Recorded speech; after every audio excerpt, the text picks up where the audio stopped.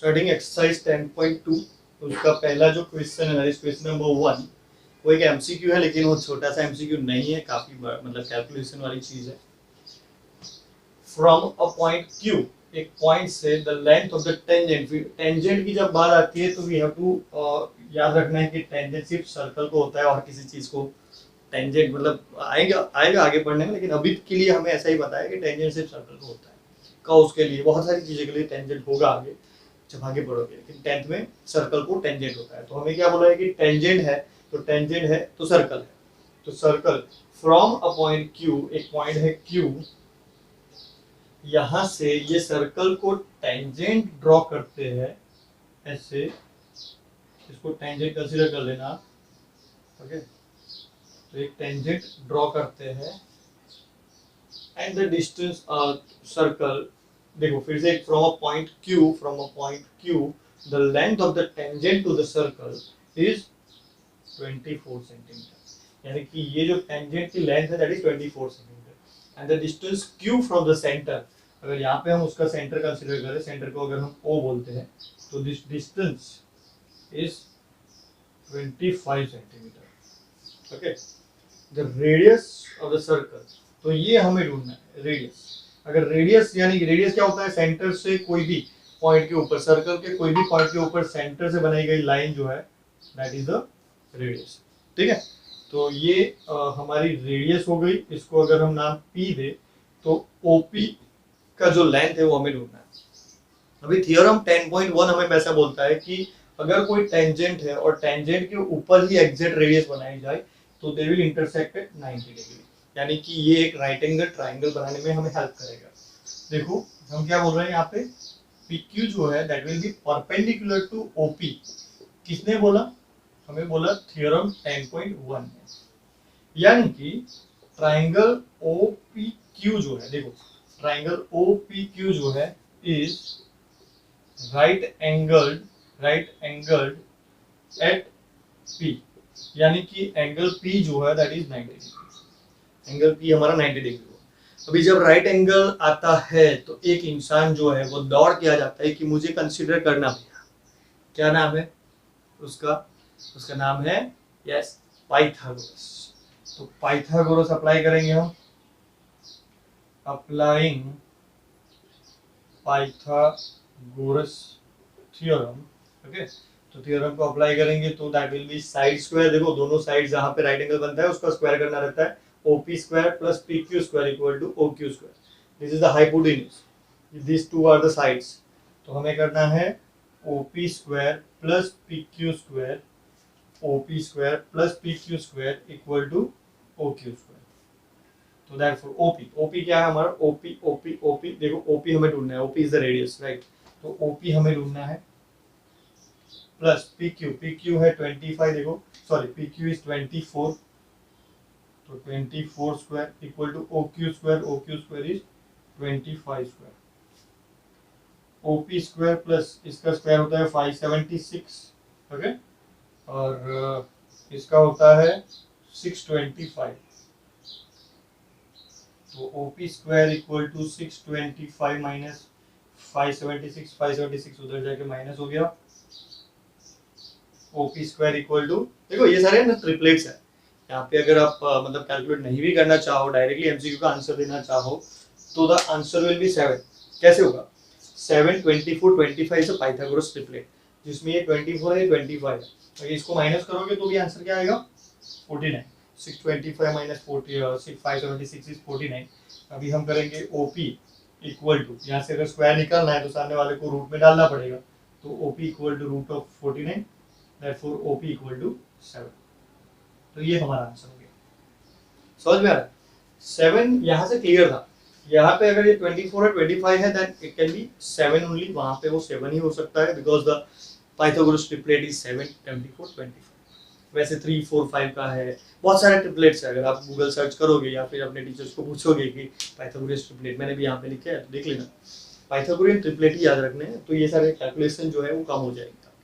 फिर भी देखो ये, so this was the answer. Okay, question number 2, in the given figure is given figure जब गिवन होती है हमारा काम इजी हो जाता है, क्योंकि ज्योमेट्री में हमें जो कुछ भी मतलब क्वेश्चन रहता है उसके ऊपर से हमें फिगर बनानी रहती है, डायग्राम बनाने से हमें आइडिया आता है। अगर क्वेश्चन में डायग्राम गिवन है तो बहुत ही अच्छा रहता है। तो ये बहुत ही अच्छी चीज़ है कि हमें फिगर इज गिवन। इफ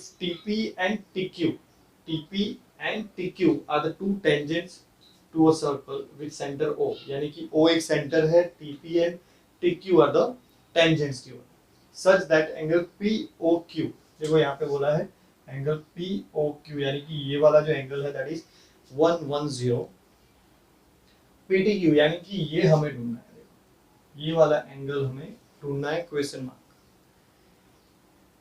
यहाँ पे अगर हम देखें तो दिस इज अ क्वाड्रिलेटरल है, ये क्या है, कौन सा क्वाड्रिलेटरल है ना, OPTQ, OPTQ is a quadrilateral, okay quadrilateral. अच्छा मुझे स्पेलिंग आता है लेकिन मुझे लिखने में क्वाड्रिलेटरल लिखने में मुझे थोड़ा बोर होता है, तो मैंने लिख दिया ट्रायंगल, सॉरी क्वाड्रिलेटरल OPTQ। यहाँ पे इसको क्वाड्रिलेटरल यहाँ पे आगे नहीं बना सकते हम, यहाँ पे लिखा है OPTQ इज अ क्वाड्रिलेटरल। अभी क्वाड्रिलेटरल के लिए हमें पता है कि टोटल कितना होता है, उसके सारे चारों जो एंगल्स है उसका सम कितना होगा, क्या होगा 360, अगर नहीं पता है तो। Therefore angle O plus angle P plus angle T plus angle Q will equal to 360। अभी हमें तो यहाँ पे पूरे पूरे नाम लिख के दिए हैं तो हमें ऐसे शॉर्ट नेम नहीं लिख सकते, तो ये एंगल को पूरे पूरे नाम देने पड़ेंगे। एंगल POQ है ना, POQ, O सेंटर में रहना चाहिए। फिर एंगल P कैसे बनेगा, TPO, angle TPO plus angle T कैसे बनेगा, PTQ, एंगल T कैसे बनेगा, angle PTQ plus angle Q कैसे बनेगा, TQO, ये सेंटर में रहना चाहिए, एंगल TQO इक्वल टू 360। ऐसा है हमारे पास, जिसमें से POQ इज गिवन।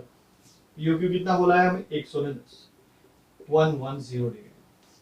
TPO, देखो TPO क्या है, the angle made by, TPO क्या है, angle made by the tangent and the radius.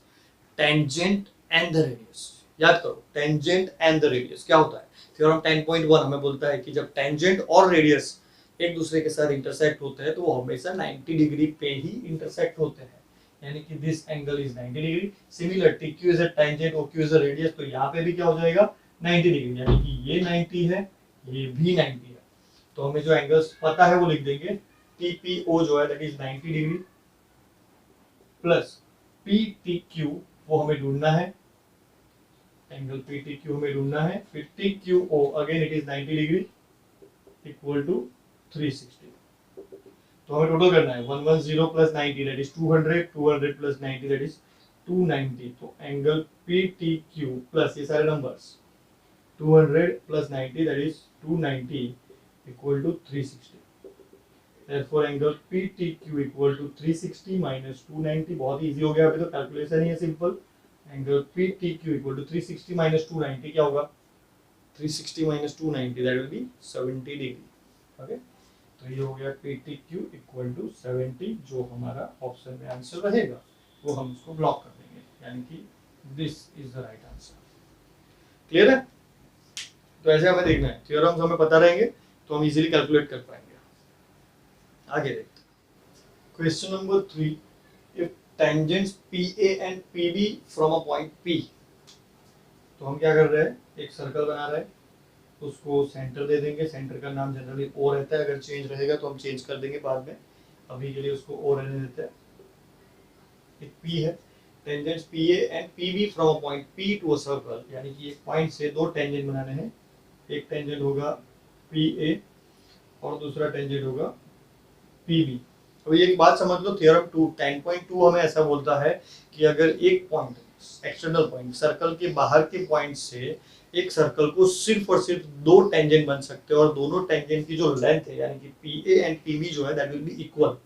समझ लो बात को, समझ में मैं धमका नहीं रहा हूँ, समझो बात को कि एक सर्कल है, सर्कल के बाहर एक पॉइंट P है, कोई भी पॉइंट है, ये पॉइंट से कितने सर्कल को टेंजेंट कितने बनेंगे, दो टेंजेंट बनेंगे, एक हो गया PA एंड PB, दो ही टेंजेंट बन सकते हैं, इससे ज्यादा टेंजेंट नहीं बन सकता है, that is said bye theorem 10.2। Okay. और ये जो दो टेंजेंट बने हैं दे will B exactly equal in size, मतलब उनकी जो लेंथ है वो एग्जैक्टली सेम रहेगी, ठीक है। तो देखो, if tangents PA and PB from a point P to a circle with center O are inclined to each other at 80 degree, यानी कि ये दोनों जो है they are inclined at 80 degree, 80 degree, then angle POA, ये वाला angle समझो, ये वाला एंगल, एंगल POA, ये वाला एंगल कितना होगा, दैट इज द क्वेश्चन।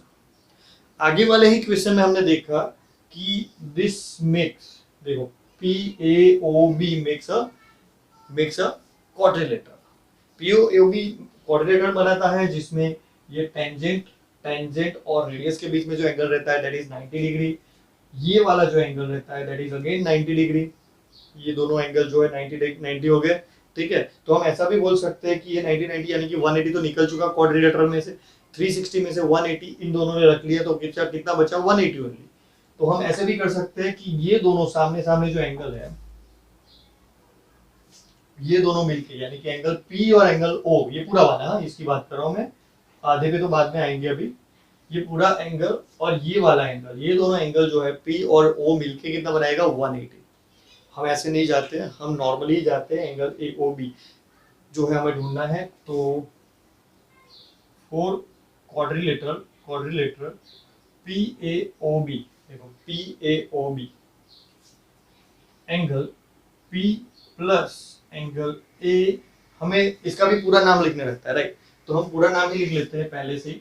तो एंगल P का पूरा नाम रहेगा APB, okay, angle APB plus angle APB हो गया, यहाँ से जाएंगे B पे तो PBO, angle PBO plus angle AOB, angle AOB plus angle PAO, angle PAO। देख लीजिए इसका टोटल क्या होगा 360, because it is a quadrilateral, quadrilateral के सारे एंगल्स का सम करने पे आता है 360, यानी कि ये एंगल प्लस ये एंगल प्लस ये एंगल प्लस ये एंगल, सारों का नाम लिखा है।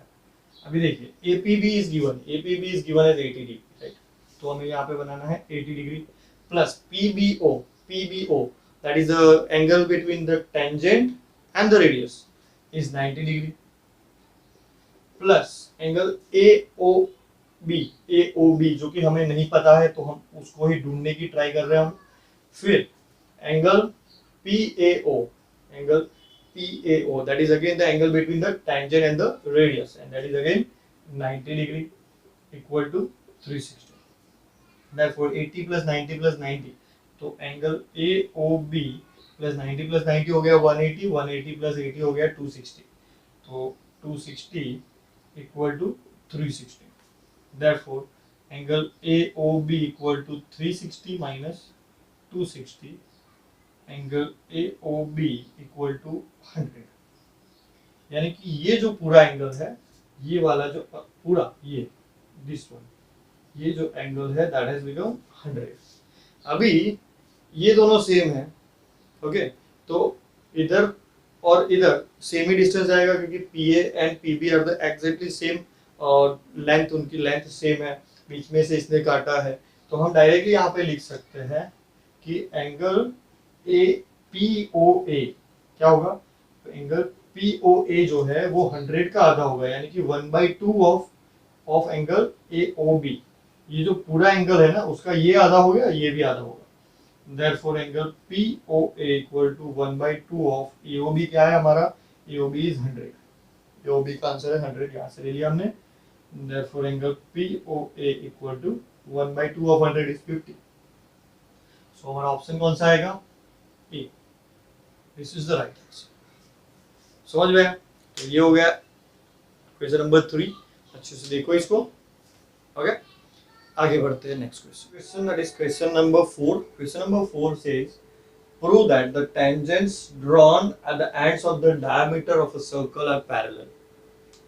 तो हमें क्या करना है, प्रूव करना है, क्या प्रूव करना है, tangents drawn at the ends of the diameter। तो डायमीटर किसका होता है, सर्कल का, तो हम एक सर्कल बना लेंगे पहले तो, okay, which will have a diameter, से हमने यहाँ से ऐसे डायमीटर बना लिया, diameter is the longest chord of the इस थिंग ऑफ अ सर्कल। तो हमने एक डायमीटर बना लिया, डायमीटर को नाम दे देते हैं डायमीटर ए बी। ओके, तो जो हम यहाँ पे कर रहे हैं ना वो हमें लिखना है, draw diameter A B to the circle with centre O centre वाले सर्कल को हमने ए बी एक डायमीटर बना लिया। We can make this diameter anywhere on this circle. Okay, लेकिन हमने ये वाला चूज किया है। अभी the tangents drawn at the ends of the diameter, तो A and B are the ends of the diameter. हमें क्या करना है, यहाँ पे टेंजेंट्स ड्रॉ करने हैं। तो टेंजेंट रेडियस के साथ टेंजेंट क्या बनाता है, 90 degree. That means the tangent will be like this only.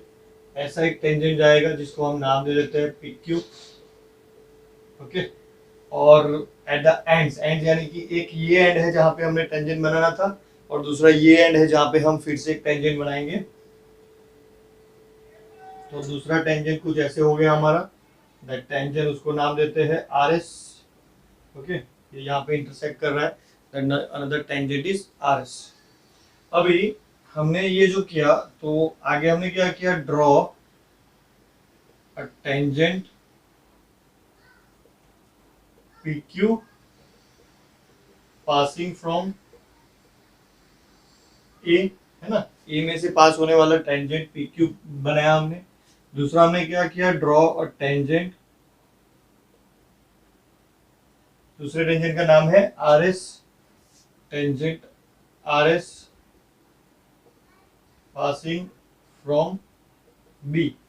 Okay, दोनों एंड हो गए, ए और बी are the ends of the diameter, और दोनों एंड पे हमने एक एक टेंजेंट बना लिया है। अभी as we know that angle PAO क्या बनेगा, according to theorem 1, theorem 10.1, angle PAO will become 90 degree. क्यों 90 डिग्री बनेगा, क्योंकि radius and tangent makes 90 degree every time. तो हमें यहाँ पे लिखना है यो एंगल PAO, दिस वन, ये बोलो चाहे QAO बोलो, हम कोई भी एक ही साइड की बात करेंगे अभी। तो एंगल PAO जो है that is equal to 90 degree. And similarly ये वाला एंगल भी देखो, RBO, ये वाला angle RBO, angle RBO will also be 90 degree. तो इसका मतलब ऐसा हुआ कि angle PAO equal to angle RBO equal to 90 degree, यानी कि ये दोनों एंगल सेम हो गए। दिस टू एंगल्स, ये वाला एंगल और ये वाला एंगल दोनों सेम हो गए।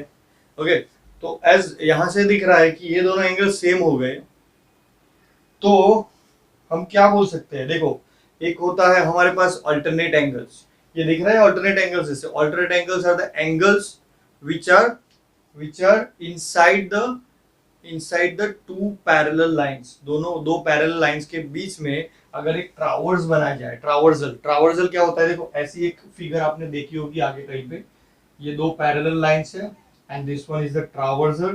तो this are the alternate angles. Okay, अभी ये ट्रावर्सल को मैं सीधा कर दूं, देखो थोड़ा सा ऐसे सीधा कर दूं तो ये ऐसे ही दिखेगा ना। इसको अगर एक्सटेंड करें हम आगे, तो दिस इज द ट्रावर्सल, यानी कि AB is the transversal whereas PQ and RS are the lines.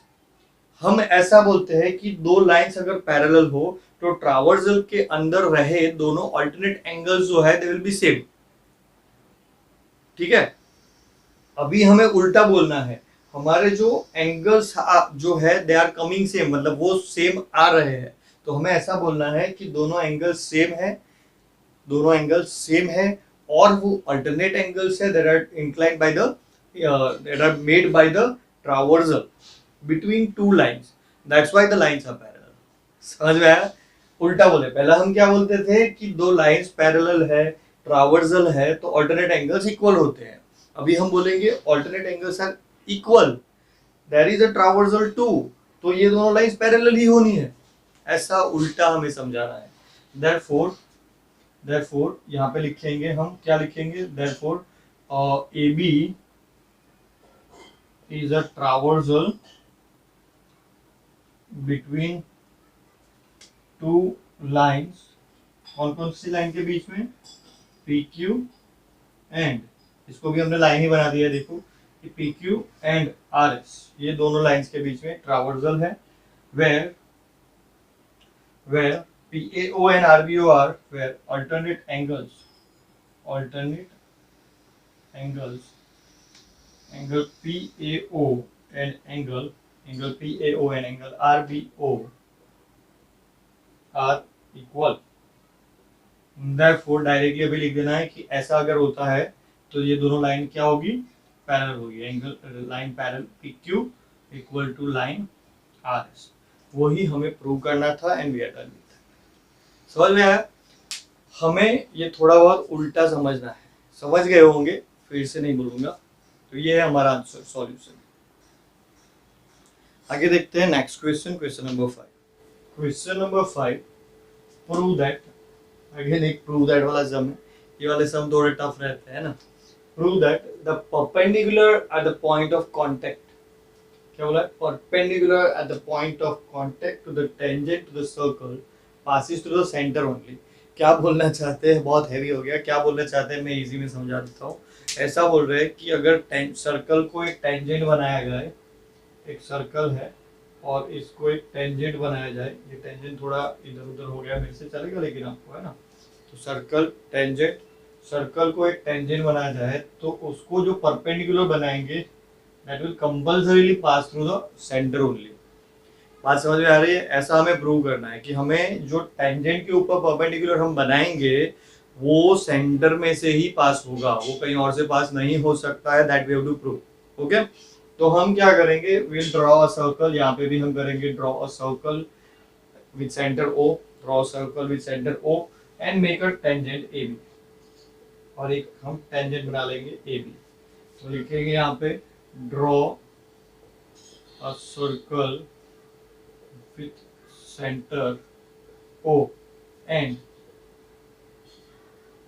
tangent line AB. Okay, line AB is the tangent. अभी ये जो लाइन है that point of contact, यहाँ पे देखो point of contact की also बात की है. तो हम which touches, क्या लिखना है? touches the circle at P. तो which touches the circle at P. ये पॉइंट पे उसने टच किया है. बात समझ रहे हो आप? Okay, next. अभी हमें क्या प्रूव करना है कि P में से कोई भी परपेंडिकुलर अगर ड्रॉ करते हैं, P में से कोई भी परपेंडिकुलर अगर हम ड्रॉ करते हैं तो वो परपेंडिकुलर जो है that will pass through the centre only. ऐसा हमें प्रूव करना है. तो जब ऐसी चीजें हमें प्रूव करनी रहती है तो हम क्या करेंगे, ऐसी चीजों को प्रूव करने के लिए हम उल्टा अज्यूम कर लेंगे. उल्टा अज्यूम करना यानी कि हम ऐसा बोलेंगे कि वो सेंटर में से पास नहीं हो रहा है. हम यहाँ पे एक पॉइंट अज्यूम कर लेंगे, दैट पॉइंट इज Q. तो यहाँ पे हम बोलेंगे let the perpendicular from point P passes through a point Q inside the circle. बात समझ में आ रही है? यहाँ पे हमने क्या बोला कि एक और पॉइंट ले लिया Q जहां से ये जो परपेंडिकुलर है पास हो रहा है, ऐसा हमने अज्यूम किया. ये दिख रहा है परपेंडिकुलर नहीं है, लेकिन कंस्ट्रक्शन से कोई समझता नहीं है. हमें लिटरली प्रूव करना रहता है, लिख के कुछ मिला जोड़ा के प्रूव करना रहता है. ठीक है, तो कंस्ट्रक्शन से इट इज क्लियर कि it is not a perpendicular. Perpendicular कब होता है? जब वहां पे 90 डिग्री बनता है, लेकिन यहाँ पे ये 90 डिग्री नहीं बन रहा है. That we can easily see. लेकिन हमें बोल यहाँ से अकॉर्डिंग टू फिगर ऐसा नहीं बोल सकता, क्योंकि फिगर हमने बनाई है, उन्होंने नहीं दी है. ठीक है, तो हमें ऐसे ही प्रूव करना है. आगे आगे जाएंगे. तो हमने ये ड्रॉ किया, ये बड़ी सी बात लिख दी, तो ये क्यू अज्यूम कर लिया. Okay, now according to theorem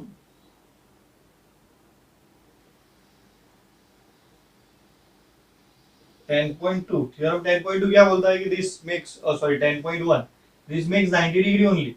ये क्या बोलता है कि अगर मतलब रेडियस बनाई जाए तो रेडियस और टेंजेंट जो है at the point of contact, radius और tangent at the point of contact they always make 90 degree.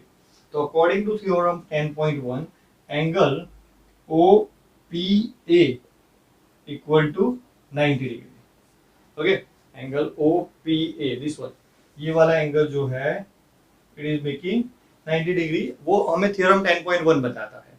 दूसरी चीज यहाँ पे ऐसी है कि हमने यहाँ पे बोला कि Q जो है, Q के साथ वो 90 डिग्री बना रहा है, P के ऊपर Q भी 90 डिग्री बना रहा है।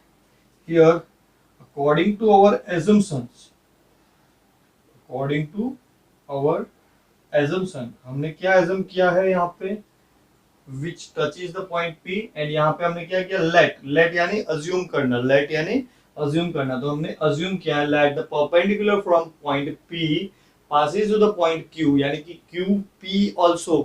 Q also passes through the 90 degree, यानी कि QPA और QPB will also make the 90 degree angle। तो यहाँ पे हम बोलेंगे according to our assumption angle QPA is also 90 degree, हमने अज्यूम किया है। अभी ये दोनों 90 डिग्री है, दैट मींस ये दोनों को सेम होना पड़ेगा, है ना। देयरफॉर ये इक्वेशन 1, ये equation 2, from equation 1 and 2, from equation 1 and 2 what we can say is OPA equal to QPA, angle OPA equal to angle QPA। अगर दोनों एंगल सेम है तो क्या होना चाहिए, PA PA तो दोनों में सेम ही है, देखो PA PA तो दोनों सेम ही है, तो O और Q अलग अलग नहीं हो सकते देन, है ना, O और Q अलग नहीं हो सकते। हाँ, Q यहाँ पे नीचे हो सकता है, ऐसे यहाँ पे नीचे कहीं पे हो सकता है, लेकिन Q has to be inside the circle, है ना, Q has to be inside the circle, that what we have assumed, that is what we have assumed. तो हमें क्या पता चलता है यहाँ से, PA PA सेम है, O और Q अलग अलग नहीं हो सकते, हो सकते हैं अगर Q नीचे हो, लेकिन हमने अज्यूम किया है कि Q तो अंदर ही है, तो Q और O अलग अलग नहीं हो सकते। Therefore O is equal to P, point O and P are same. ऐसा लिखना यू मतलब बराबर नहीं रहता है, इसलिए हम ऐसा नहीं लिख सकते O and P are same. Therefore O and Q are the exact same points. O और Q एक ही पॉइंट है, ऐसे अलग अलग नहीं हो सकते, वो ऐसे अलग अलग नहीं हो सकते। अगर एक ही पॉइंट है तो हम क्या बोलेंगे, द परपेंडिकुलर, देयरफॉर द, ये पूरा लिखना है, ये कौन सा, यहाँ से पूरा लिखना है, देखो, the perpendicular at the point of contact to the tangent to the circle passes to the centre only, ये पूरी चीज आपको लिखनी है यहाँ पे, ठीक, समझ में आया ये। ओके, तो ये बात करता हूँ, ये क्वेश्चन नंबर 5 खत्म। आगे देखते हैं next question, question number 6। Next question, question number 6। अभी देखो, जियोमेट्री में मैं हर बार बोलता हूँ कि जियोमेट्री में जब भी आपके सामने क्वेश्चन आए, try to figure it out, यानी कि try to make a diagram according to it. अगर डायग्राम आपने अच्छे से बना लिया तो आपको ऑटोमेटिकली उसका सॉल्यूशन जो है पता चल ही जाएगा। ऐसा कभी नहीं होगा कि डायग्राम से आपको बिल्कुल ही आइडिया नहीं आएगा, 100% आपको आइडिया आएगा। यहाँ पे हम डायग्राम ही बनाने की ट्राई करते हैं जब भी कुछ भी है, मतलब वो चाहे प्रूव दैट है या कुछ भी है, एनीथिंग इट इज दैट, तो आपको उसका डायग्राम बनाने की ट्राई करनी है। The length of a tangent from a point A of at a distance 5 centimetre. Tangent है यानी सर्कल बनाना है हमें, तो एक सर्कल हो गया ये। The length of a tangent from a point ए, तो ये सर्कल हो गया सेंट्रिक, ओ सेंट्रिक सर्कल। एक पॉइंट है बाहर जहां पे ए रखा हुआ है, और ए से हमें बनाना है टेंजेंट, ये ए से हमें टेंजेंट बनाना है। थोड़ा कंफ्यूज करके दिया गया है, फिर से पढ़ेंगे, अच्छे से पढ़ेंगे, समझ में आएगा।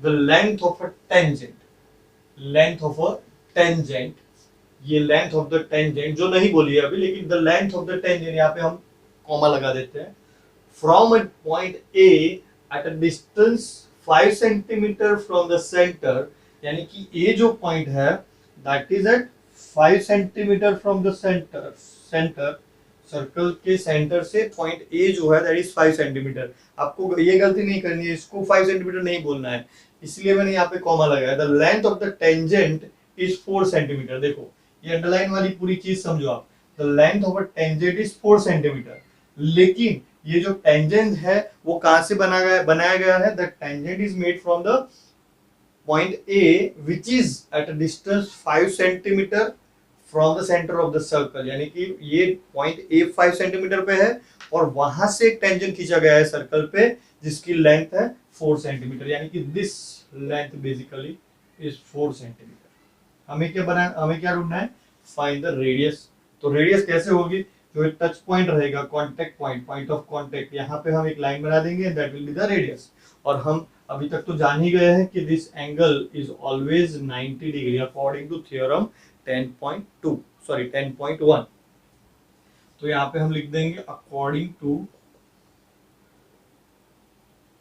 थ्योरम 10.1 एंगल, यहाँ पे कुछ भी नाम रख सकते हैं हम, से P रख रहा हूँ यहाँ पे मैं, P is the point of contact. तो angle OPA equal to 90 degree and hence triangle OPA is a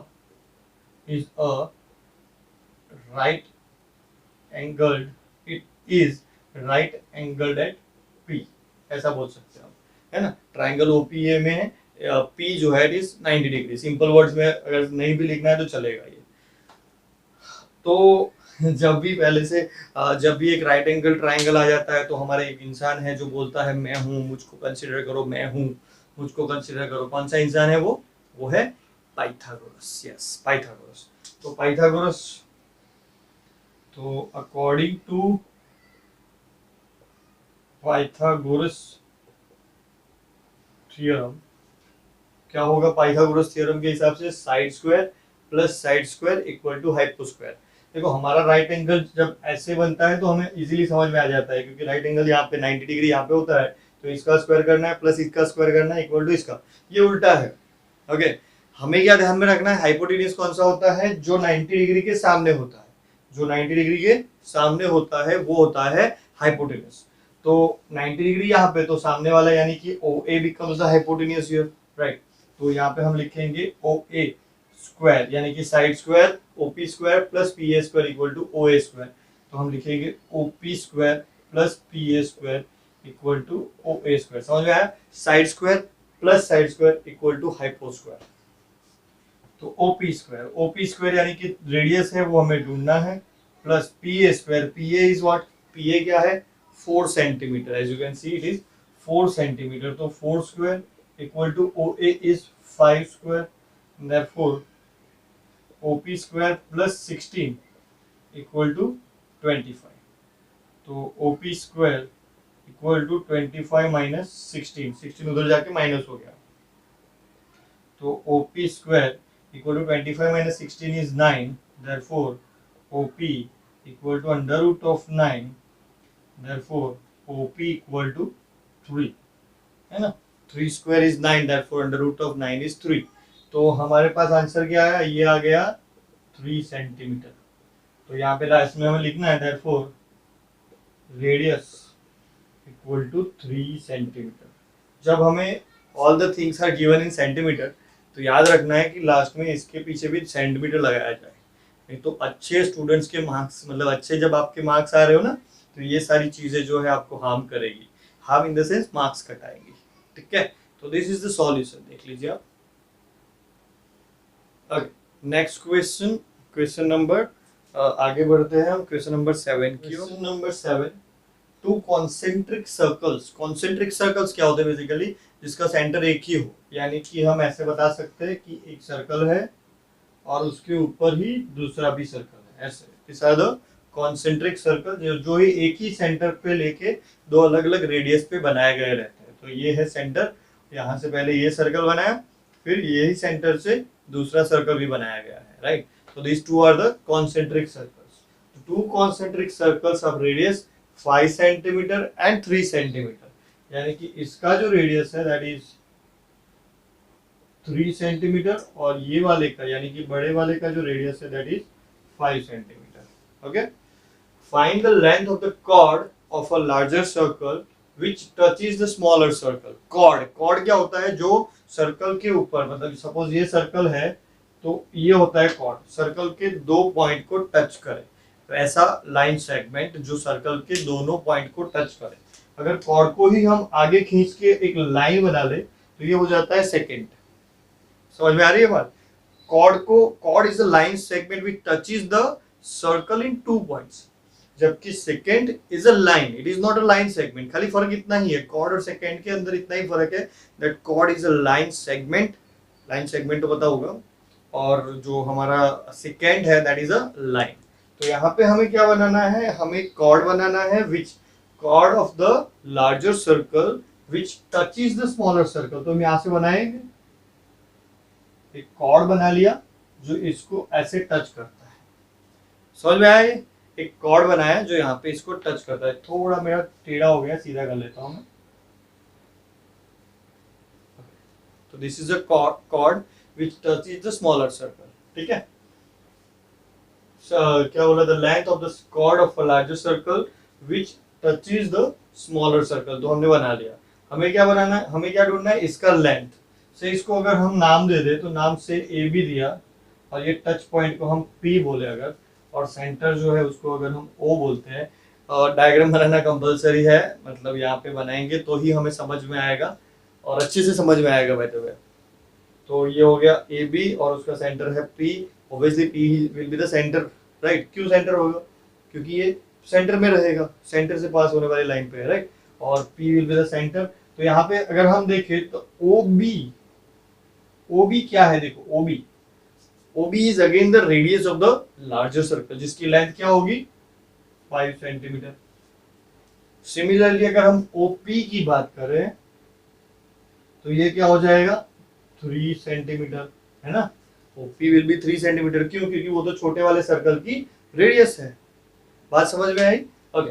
तो अकॉर्डिंग टू थ्योरम 10.1 ये हो गया 90 degree radius and tangent. Okay, लिख के बताता हूं, देखो क्या हो गया, पहले समझा देता हूं फिर मैं लिखता हूं। टचिस बड़े वाले यानी कि लार्ज वाला जो सर्कल है 5 सेंटीमीटर वाला, उसका एक कॉर्ड है ए बी जो छोटे वाले सर्कल को पी में टच करता है, यानी कि ए बी जो है that is the tangent for the smaller circle. समझ में आ रहा है? ए बी जो है वो क्या बन गया, tangent for the smaller circle. जब वो टेंजेंट बना तो वहां पे जो हमने रेडियस बनाई ओपी, वहां पे जो हमने ये रेडियस बनाई है ओपी, वो क्या बनाएगी 90 डिग्री अकॉर्डिंग टू थ्योरम 10.1। तो यहाँ पे यही चीज हमें लिखनी है पहले, डायरेक्टली कैलकुलेशन नहीं करना होता है, हमें पहले लिखना होता है क्या क्या यहाँ पे हो रहा है। तो according to data given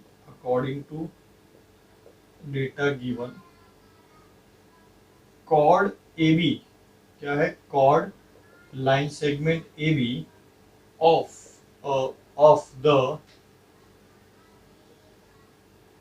larger circle becomes, क्या बन रहा है वो, becomes tangent for smaller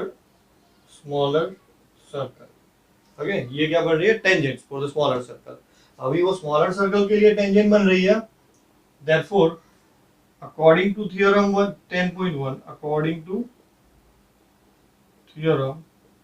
10.1 OP will be perpendicular to AB, है ना। OP जो है that will be perpendicular to AB, क्योंकि एक रेडियस एक टेंजेंट है। therefore ट्राइंगल OPB, आप यहां से देख सकते हो ट्राइंगल OPB क्या बन गया, राइट एंगल।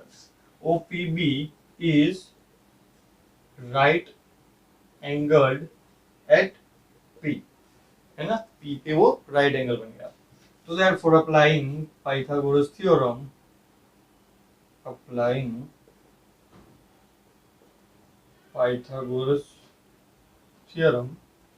क्या होगा इसमें, साइड स्क्वायर यानी कि OP square plus PB square, OP square plus PB square equal to OB square, है ना। राइट एंगल के सामने वाला होता है हाइपोटेन्यूज स्क्वायर, तो side square plus side square, side square plus side square is hypo square. तो side square OP plus side square PB equal to OB square. therefore OP square, OP हमें पता है, OP की value क्या है यहाँ पे 3, दैट्स व्हाई यहाँ पे लिख देंगे हम 3 स्क्वायर प्लस, अच्छे से लिखता हूँ क्लीन करके, इतना जाने दो।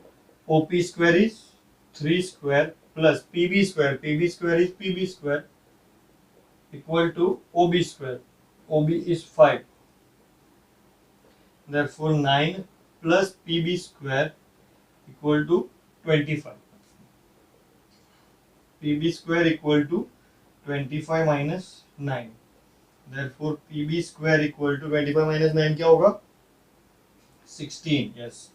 तो PB square equal to 16, therefore PB equal to root 16 equal to PB root 16 होगा 4, पीबी इक्वल टू 4 आ गया।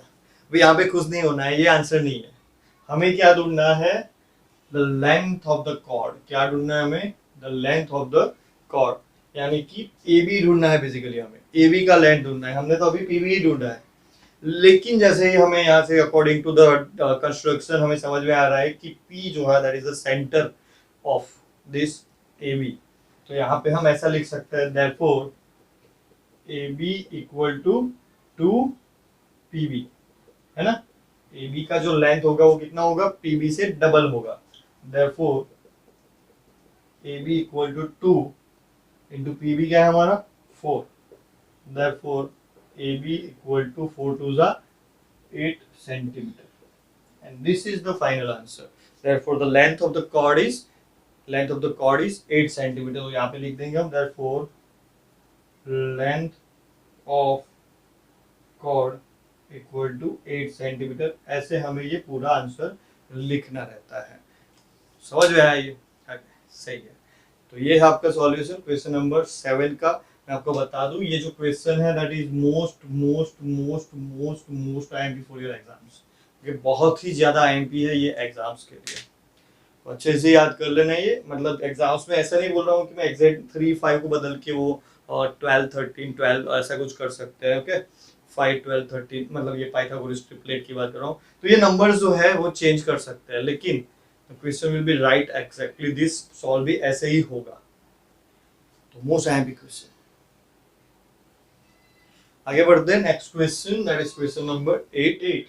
Quadrilateral ABCD is drawn to circumscribe, इसको अंडरलाइन करके रखा है, मतलब ये समझाना था मुझे कि ये सर्कमस्क्राइब का मतलब क्या होता है कि कोई अगर कोई डायग्राम के अंदर अगर वो सर्कल रहेगा, कोई सपोज ये क्वाड्रिलेटर बोला है तो क्वाड्रिलेटर के अंदर सर्कल है तो उसको हम सर्कमस्क्राइब बोलेंगे, ठीक है।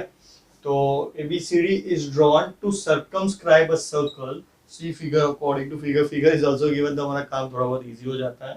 तो prove that AB plus CD equal to AD plus BC, यानी कि AB प्लस CD जो है AD प्लस BC होगा, ये हमें प्रूव करना है। ओके, इजी है, थोड़ा इधर उधर का नॉलेज लगाना है बस, और कुछ नहीं। तो as we can see according to figure AB CD BC CD and AD are the tangents basically, है ना। AB एक टेंजेंट है, BC सिमिलरली सारी साइड्स जो ऑफ अ क्वाड्रिलेटरल जो है वो सारे के सारे क्या बना रहा है tangent to the circle, tangent to the circle.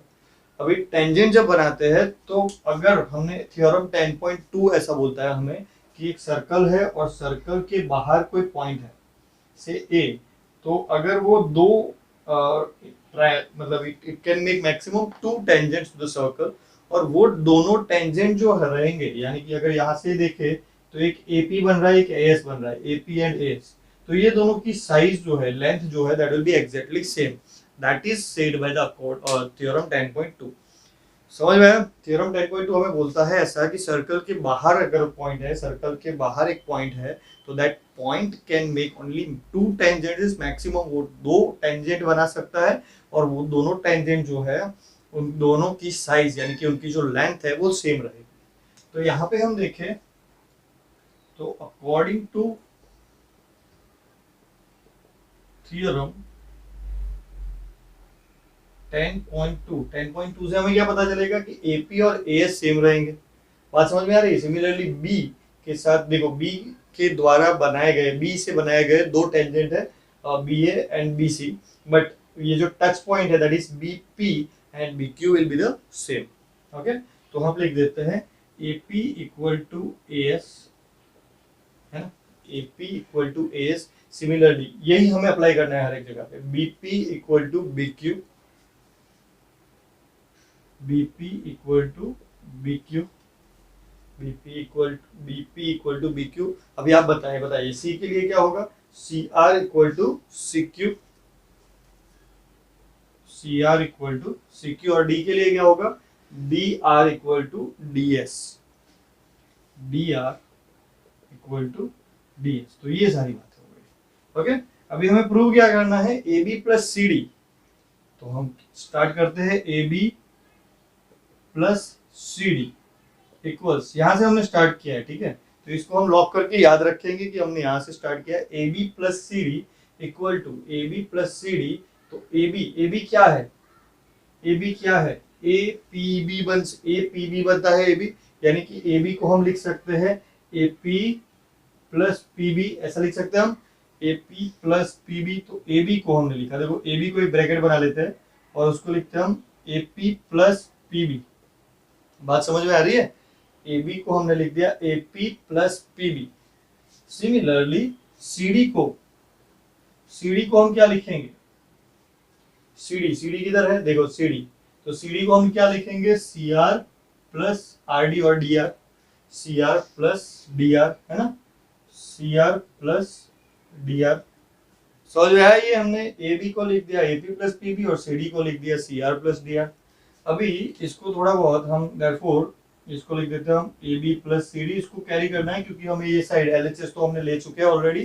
तो A B plus C D equal to bracket open कर लेते हैं, A P plus P B plus C R plus D R. अभी हमें यहाँ पे क्या लाना है, ए डी।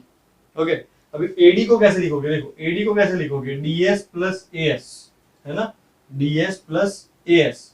तो एपी जो था that is equal to S. AP हम क्या लिख सकते हैं, एस, तो एपी की जगह पे हम लिखते हैं एस। समझो, एपी को हमने क्या लिख दिया, एस। एस के साथ हमें और क्या चाहिए, एस के साथ हमें और क्या चाहिए, डीएस। तो dr इक्वल टू ds, है ना, dr और ds सेम है, तो dr को हमने लिख देते हैं, dr वाले को हम लिख देते हैं, dr को लिख देते हैं ds। ओके, सिमिलरली हमें दूसरा क्या प्रूव करना है, cq प्लस qb, यानी कि हमें ad प्लस bc लाना है। तो ad हो गया, ad क्या हो गया, देखो यहाँ पे लिख के रखते हैं हम, ad is what ds plus as। ad ये लिख के रखना है, खाली ध्यान में रखना है कि हमें क्या कहाँ पे जाना है वो याद रखना है, एडी। और दूसरा है बीसी, बीसी क्या है, BC is B Q plus C Q, B Q plus C Q. तो आप देखिए यहाँ पे एएस और डीएस तो आ चुके हैं ना, एएस और डीएस तो आ चुके, अभी इसको रीअरेंज कर लेंगे, काम हो जाएगा आपका। पीबी को हम क्या लिखेंगे, देखो हमारा पीबी जो है इसको हम क्या लिख सकते हैं, बी क्यू, हमने लिखा है already, BP equal to B Q. तो बीपी इक्वल टू इसको हमने लिख दिया B Q plus C R. C R क्या है, सी आर क्या है, सी क्यू, तो सी आर को हम लिख देते हैं सी क्यू। अभी थोड़ा बहुत रीअरेंज करेंगे क्योंकि B Q plus C Q ये दोनों हमें साथ में चाहिए, B Q plus C Q, और ये और लास्ट वाला साथ में चाहिए। तो रीअरेंज कर लेते हैं, A S plus D S, इसको आगे ले लिया, और B Q plus C Q, इसको ब्रैकेट में ले लेते हैं तो समझ में आएगा, A S plus D S according to that. यहाँ पे उसको आप रीजन में भी लिख सकते हो, रीजन में भी लिख सकते हो, A S plus D S will become A D, ये दोनों मिलके क्या बन जाएंगे, A S plus D L will become A D, and B Q plus C Q, B Q plus C Q will become B C. तो हमें जो prove करना था, A B plus C D equal to A D plus B C. समझ में आया, तो ये अच्छे से सॉल्यूशन है, अगर आपको समझ में आता है ठीक है, नहीं तो फिर से एक बार प्ले कर लेना। थोड़ा बहुत कंफ्यूजिंग है, लेकिन again this is an IMP question. Okay, इतना ज्यादा आईएमपी नहीं है क्वेश्चन नंबर 7 जितना, 6 जितना, लेकिन बहुत ही ज्यादा मतलब आईएमपी तो है, कंसीडर कर ही सकते हो इसको। तो अच्छे से देख लो ये सॉल्यूशन। ये डायग्राम नहीं बनाना रहता है आपको, ये तो मैंने समझाने के लिए बनाया था, तो इसको अवॉइड करिएगा। क्वेश्चन नंबर 9 की ओर आगे बढ़ते हैं। चलिए नेक्स्ट क्वेश्चन देखते हैं। Question number 9 is in figure XY, figure given है। ओके, तो figure XY and XY dash are two parallel tangents to a circle with center O, यानी कि ये हमारा एक सर्कल है जिसका सेंटर O है, उसके दो टेंजेंट्स है XY and XY dash, and another tangent AB with a contact point in C। तो एक पॉइंट है C, मतलब AB is also, मतलब there are 3 tangents basically। ये सर्कल को 3 टेंजेंट है, एक हो गया XY, दूसरा हो गया XY डैश, और तीसरा हो गया AB। AB का जो इंटरसेक्शन पॉइंट है that is C, okay, and XY intersecting XY at A, यानी कि ये AB जो टेंजेंट है ये हमारे पहले वाले दोनों XY और XY डैश को इंटरसेक्ट करता है। XY को वो A में इंटरसेक्ट करता है एंड XY डैश को वो B में इंटरसेक्ट करता है। हमें प्रूव करना है एंगल AOB, यानी कि ये वाला एंगल जो है दैट इज 90 डिग्री है, ऐसा हमें प्रूव करना है। तो ये प्रूव करना है जो है काफी लंबा प्रोसीजर जाने वाला है, ध्यान से देखिएगा। तो हम इसको पहले यहां से कट करते हैं, यानी कि इधर एक लाइन बना लेते हैं पॉइंट ऑफ कांटेक्ट यानी कि सी के ऊपर, यानी कि ए बी का जो पॉइंट ऑफ टच कांटेक्ट है वहां पे हमने एक लाइन बना ली, लाइन OC। आप देख सकते हो OC is a radius, right, OC radius है, OP as well is a radius, so OC and OP are the radiuses, ठीक है, तो वो दोनों तो सेम ही रहेंगे। हम यहाँ पे दो ट्राइंगल्स की बात करने वाले हैं। देखो ये वाला ट्राइंगल यानी कि POA, कौन सा triangle, this one, triangle POA। दूसरा ट्राइंगल हम बात करेंगे AOC, ओके। तो हम ये दोनों ट्राइंगल, देखिए यहाँ पे ये ट्राइंगल दिख रहा है और ये वाला ट्राइंगल, ये दोनों ट्राइंगल की बात करेंगे हम। तो इन यहाँ पे सॉल्यूशन लिखते हैं हम, इन ट्राइंगल POA, समझ में आ रहा है ना, POA, और दूसरा and triangle AOC, triangle AOC। तो इन दोनों ट्राइंगल में इक्वल क्या है, देखो OP और OC, OP and OC, what is that? They are the radius of the same circle, right? That's why they are same. तो लिख देंगे हम OP equal to OC, radius of a same circle, right? फिर दूसरा हो गया हमारे पास OA, that is a common line, right? OA and OA दोनों ट्राइंगल्स के अंदर सेम ही लाइन आ रही है, that is OA equal to OA। तो लिखेंगे हम OA equal to OA, same line segment, एक ही लाइन है मतलब दोनों के बीच में। और the third thing that will be equal is, देखो AP एंड AC, ये कैसे इक्वल बनेंगे, तो सर्कल के बाहर के पॉइंट से, सर्कल के बाहर से पॉइंट से जब हम टेंजेंट ड्रॉ करते हैं तो दो टेंजेंट बना पाते हैं and that two are equal in size, right. ये हम थ्योरम 10.2 में देखे हैं। तो AP यानी कि A से दो टेंजेंट बने, देखो AP और AC, तो AP and AC are same, theorem 10.2। Theorem 10.2 ने हमें क्या बताया कि सर्कल के बाहर से अगर कोई पॉइंट है, सर्कल के बाहर अगर कोई पॉइंट है और वो पॉइंट से दो लाइंस बनाई जाए that are tangents to the circle, okay, तो दोनों की लाइन लेंथ जो है सेम रहेगी। तो ये क्या हो गया, ट्रिपल S है ना, साइड साइड साइड। तो from SSS, side side side, अगर तीनों साइड इक्वल होती है दो ट्राइंगल में then the triangles are considered to be equal. From SSS we can say that triangle POA is similar with triangle AOC. POA and AOC are similar. That means उनके सारे angles भी same ही हो गए, okay. POA and AOC are similar. That means इसका मतलब क्या हुआ कि हमारा जो एंगल है PAO and CAO, यानी कि ये वाला एंगल और ये वाला एंगल जो है दोनों सेम हो जाएंगे। देखो कौन से एंगल की बात कर रहा हूं मैं, ये एंगल और ये एंगल की बात कर रहा हूं, दोनों ट्राइंगल ही सेम हो गए, ऑल साइड्स आर सेम, तो हम ट्राइंगल को सेम इक्वेट कर सकते हैं। इसलिए हम बोल सकते हैं कि देयरफॉर एंगल PAO, समझ रहे हो, ये वाला angle PAO equal to angle CAO, okay. Therefore समझो एंगल PAC क्या हो जाएगा, इन दोनों का प्लस होता है और दोनों तो सेम ही है ना, एंगल PAC, ये पूरा एंगल दिस वन, तो therefore angle PAC will be angle PAO plus angle CAO। ये पूरा एंगल क्या हो जाएगा, ये और इसका प्लस, अभी दोनों सेम है, PAO की जगह पे हम CAO लिख सकते हैं। Therefore, angle PAC equal to angle CAO plus angle CAO. Therefore, angle PAC equal to 2 times angle CAO. ये एक चीज हमारे पास आ गई जिसको हम इक्वेशन 1 बोल देंगे। ओके, सिमिलरली अगर हम नीचे भी ट्राई करें, यानी कि ये वाले पोर्शन में भी ट्राई करें, तो हमारे पास QBC, ये दोनों एंगल, पहले तो ये दोनों एंगल सेम आएंगे, देखो ये दोनों एंगल सेम आएंगे जैसे ऊपर आए थे, तो हमारे पास QBC क्या हो जाएगा, कोई भी इसमें इसका या इसका डबल करेंगे तो QBC आ जाएगा एग्जैक्टली। तो हम पूरा मेथड ही लिखेंगे, यहाँ पे हम लिख देंगे सिर्फ सिमिलरली, ये ज्यादा सही रहता है, सिमिलरली लिख देना, तो थोड़ा हल्के में बात खत्म हो जाती है। तो एंगल PAC था ऊपर, तो यहाँ पे क्या होगा QBC, है ना, QBC बोल दो या फिर CBQ बोल दो। यहाँ पे हमने PAC बोला है तो यहाँ पे PAC ऐसे बोला है, तो यहाँ पे भी हम QBC ऐसे ही बोल देते हैं। तो angle QBC equal to 2 times angle कौन सा, ये अंदर वाला लिया ना हमने CAO, तो यहाँ पे हम लेते हैं CBO, angle CBO। Okay, QBC equal to 2 times angle CBO। इसको हमने इक्वेशन नंबर 2 लगा दिया। यहाँ तक समझ में आ रही है ना बात? ओके, अभी तक हमने क्या किया है, ये PAC और QBC की वैल्यू निकाली। अभी देखो, this is a traversal between the 2 parallel lines.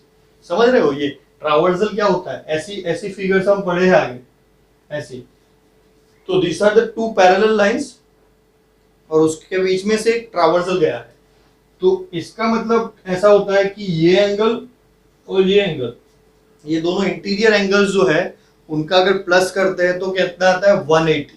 Okay, यानी कि PAC एंड CBQ और QBC, यानी कि ये वाला एंगल और ये वाला एंगल, ये टोटल जो एंगल बनाया हमने, this angle plus this angle, ये दोनों मिला के क्या होना चाहिए 180, because they are the interior angles. तो यहाँ पे हम लिखेंगे हियर, क्या लिखेंगे here, angle PAC plus angle QBC equal to 180. What is the reason? They are the interior angles. Okay, they are the interior angles. Therefore, angle PAC की जगह पे हमें लिखना है एंगल 2 टाइम्स एंगल CAO। तो इसकी जगह पे हम लिखेंगे 2 times angle CAO plus QBC को क्या लिखेंगे हम 2 times angle CBO। Angle CBO को 2 बार, इन दोनों में से 2 कॉमन निकाला तो 2 times angle CAO plus angle CBO equal to 180। Therefore, angle CAO plus angle CBO equal to 180 by 2.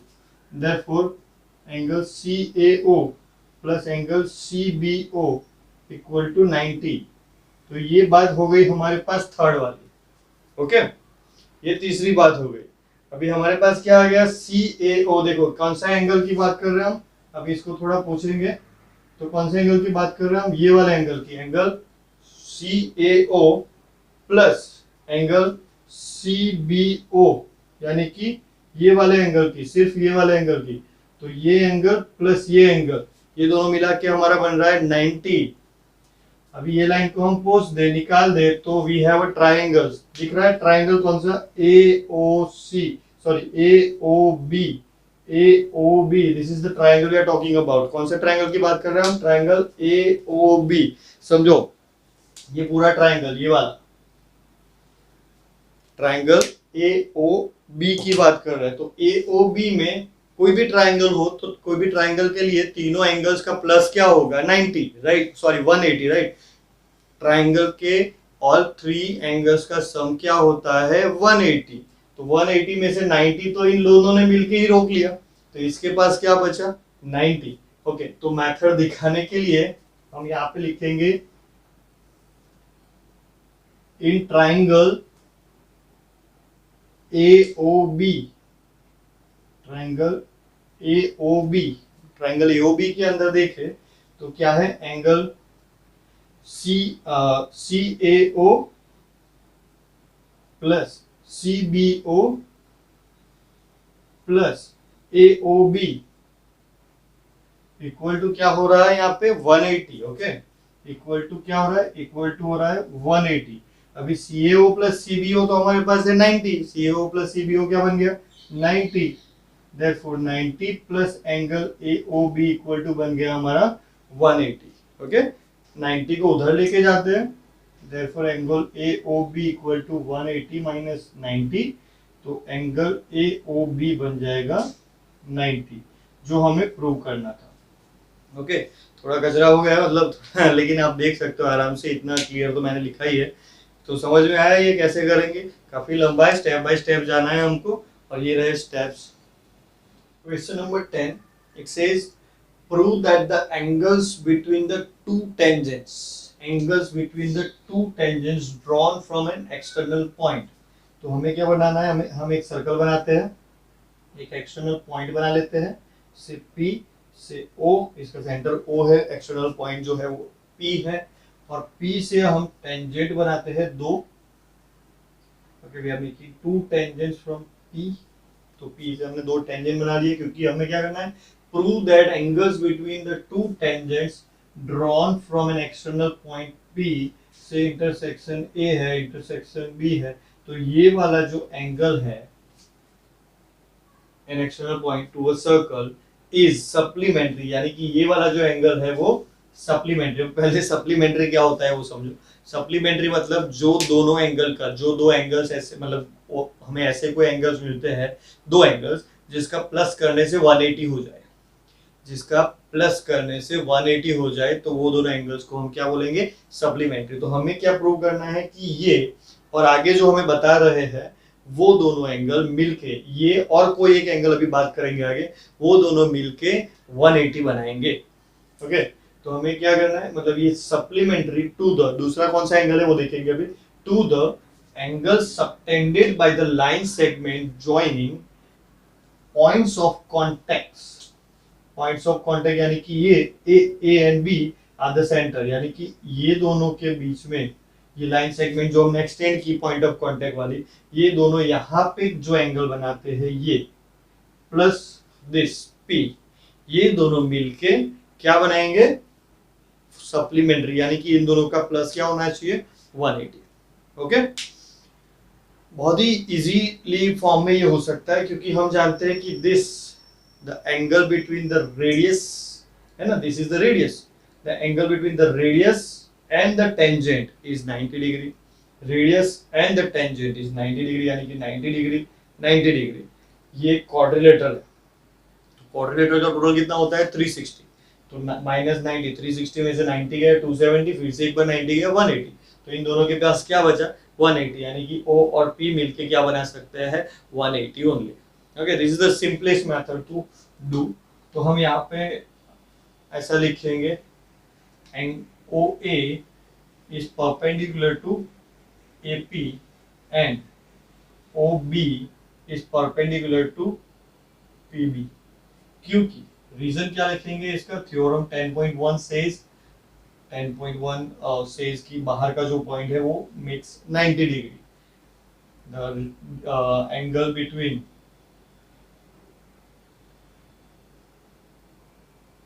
Tangent and radius at the point of contact is 90 degree। Therefore ये दोनों perpendicular हो गए, तो एंगल OAP कौन सा हो गया, angle OAP equal to 90 degree, and angle OBP is also 90 degree। OAP is 90 degree and OBP is as well 90 degree, क्योंकि दोनों टेंजेंट और रेडियस के बीच में बनने वाले एंगल्स हैं। अभी हमें नया पॉइंट निकालना है, इन quadrilateral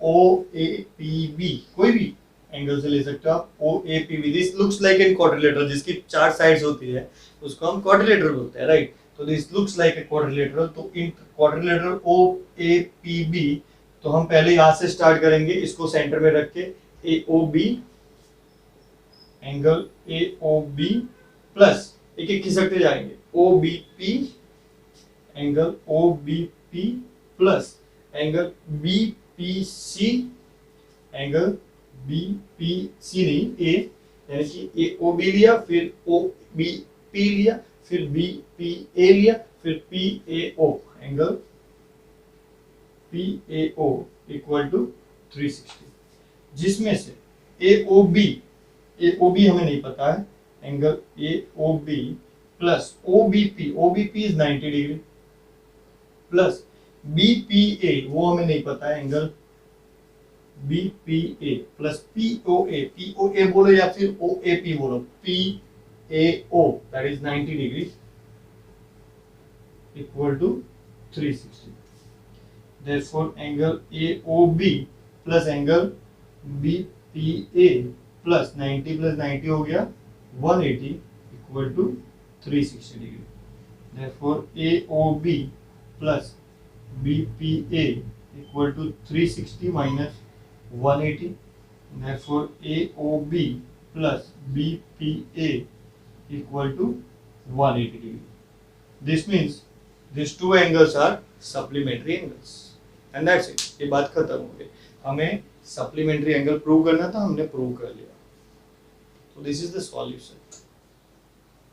Question number 11 says prove that the parallelogram circumscribing in a circle is a rhombus. हमें क्या बोला है, एक पैरेललोग्राम है जिसके अंदर एक सर्कल है और हमें प्रूव करना है कि ये भाई पैरेललोग्राम नहीं है, it is a rhombus. Rhombus क्या होता है, जिसकी ऑल साइड्स इक्वल रहती है, और पैरेललोग्राम क्या रहता है, जिसकी ऑपोजिट साइड सेम रहती है। मैं एक डायग्राम बनाने की ट्राई करता हूँ। एक डायग्राम है जिसमें एक सर्कल है which is inside the parallelogram. Okay, circle is there which is inside the parallelogram. ये हमें काम आएगा, डायग्राम जो है वो हमको काम आएगा समझने के लिए और समझाने के लिए। ठीक है, तो ये मैंने डायग्राम बनाया, इतना क्लियर डायग्राम नहीं है, बच्चे से बनाना। ओके, तो I am taking a try quadrilateral ABCD. Quadrilateral ABCD जो एक पैरेललोग्राम है। पैरेललोग्राम का खासियत क्या होता है कि सामने की साइड जो है दे आर इक्वल। तो यहाँ पे हम लिख लेते हैं, इन पैरेललोग्राम को ऐसे दिखाते हैं, तो एक रेक्टेंगल जैसा बनाना है, ऊपर एम करना है। तो in parallelogram ABCD, AB equal to CD है ना। पैरेललोग्राम का हमें ऐसा बोला है कि पैरेललोग्राम है। ये पैरेललोग्राम बोलने का मतलब ही यही है कि उसकी सामने की साइड्स इक्वल है। ये वी आर गिविंग यू, हमने ऑलरेडी बोल दिया है, उन्होंने हमें बोल दिया है कि सामने की साइड्स इक्वल है, लेकिन हमें क्या प्रूव करना है, all sides are equal. Rhombus को प्रूव करने के लिए हमें क्या करना है, सामने की यानी कि AB और CD इक्वल है, similarly AD and BC equal है। ठीक है, तो यहाँ पे लिख लेते हैं हम, and AD equal to BC। Prove क्या करना है हमें एग्जैक्टली, ये सारे इक्वल है, यानी कि यहाँ पे एंड नहीं, यहाँ पे इक्वल टू होना चाहिए, that we have to prove. Okay, वो रोम्बस होगा। तो AB equal to CD and AD equal to BC that we are given with, हमें प्रूव करना है कि ऑल साइड्स आर सेम। तो अकॉर्डिंग टू थ्योरम 10.1 और we can say according to theorem 10.2, वो क्या बोलता है हमके 10.1 सॉरी 10.2 में, कि वो क्या बोलता है कि बाहर का जो पॉइंट है वहां से अगर सर्कल के ऊपर टेंजेंट्स बनाए जाए, you can C P, Q, R and S, when a parallelogram is circumscribing a circle, उसकी जो सारी साइड्स है they are making tangents to the circle. और हम अगर एक्सटर्नल पॉइंट A की बात करें सिर्फ, तो A से दो टेंजेंट बन रहे हैं, देखो P और S। तो हमें थ्योरम 10.2 ऐसा बोलता है कि अगर हम एक्सटर्नल पॉइंट से दो टेंजेंट्स बनाए तो they will be equal in length, यानी कि AP और AS are equal in length, AP equal to AS। समझ में आ रही है बात, AP और AS सेम होगा। सिमिलरली B के लिए क्या होगा, BP और BQ सेम होगा, BP इक्वल टू BQ। इसके लिए क्या होगा, CR equal to CQ, CR equal to CQ, और इसके लिए क्या होगा, DR equal to DS, DR equal to DS। इसको इक्वेशन 1 बोलते हैं, इसको इक्वेशन 2, इक्वेशन 3 एंड इक्वेशन 4। अभी चारों को प्लस कर लेते हैं, यानी कि एडिंग इक्वेशन 1, 2, 3 एंड 4, चारों इक्वेशन को हमने प्लस किया तो हमें क्या मिल रहा है, देखो AP plus BP, AP plus BP plus CR plus DR plus CR plus DR, CR plus DR equals AS plus BQ, AS plus BQ plus CQ plus DS। भाई थोड़ा बहुत रीअरेंज करें, यहाँ पे देखिए कि AP प्लस BP, देखो AP plus BP, AP plus BP क्या हो रहा है, देखो AP प्लस BP ये दोनों मिला के बना देंगे AB। Okay, similarly CR plus DR, CR plus DR ये दोनों मिलके पूरा DC बन जाएंगे। हम अभी इसको सिर्फ ब्रैकेट में ले रहे हैं, CR प्लस DR। सिमिलरली यहाँ पे देखो BQ plus CQ is making a pair, BQ plus CQ, समझो BQ प्लस CQ। तो यहाँ पे हम लिख लेते हैं BQ plus CQ plus AS plus DS, AS and DS, AS plus DS। तो these are the groups।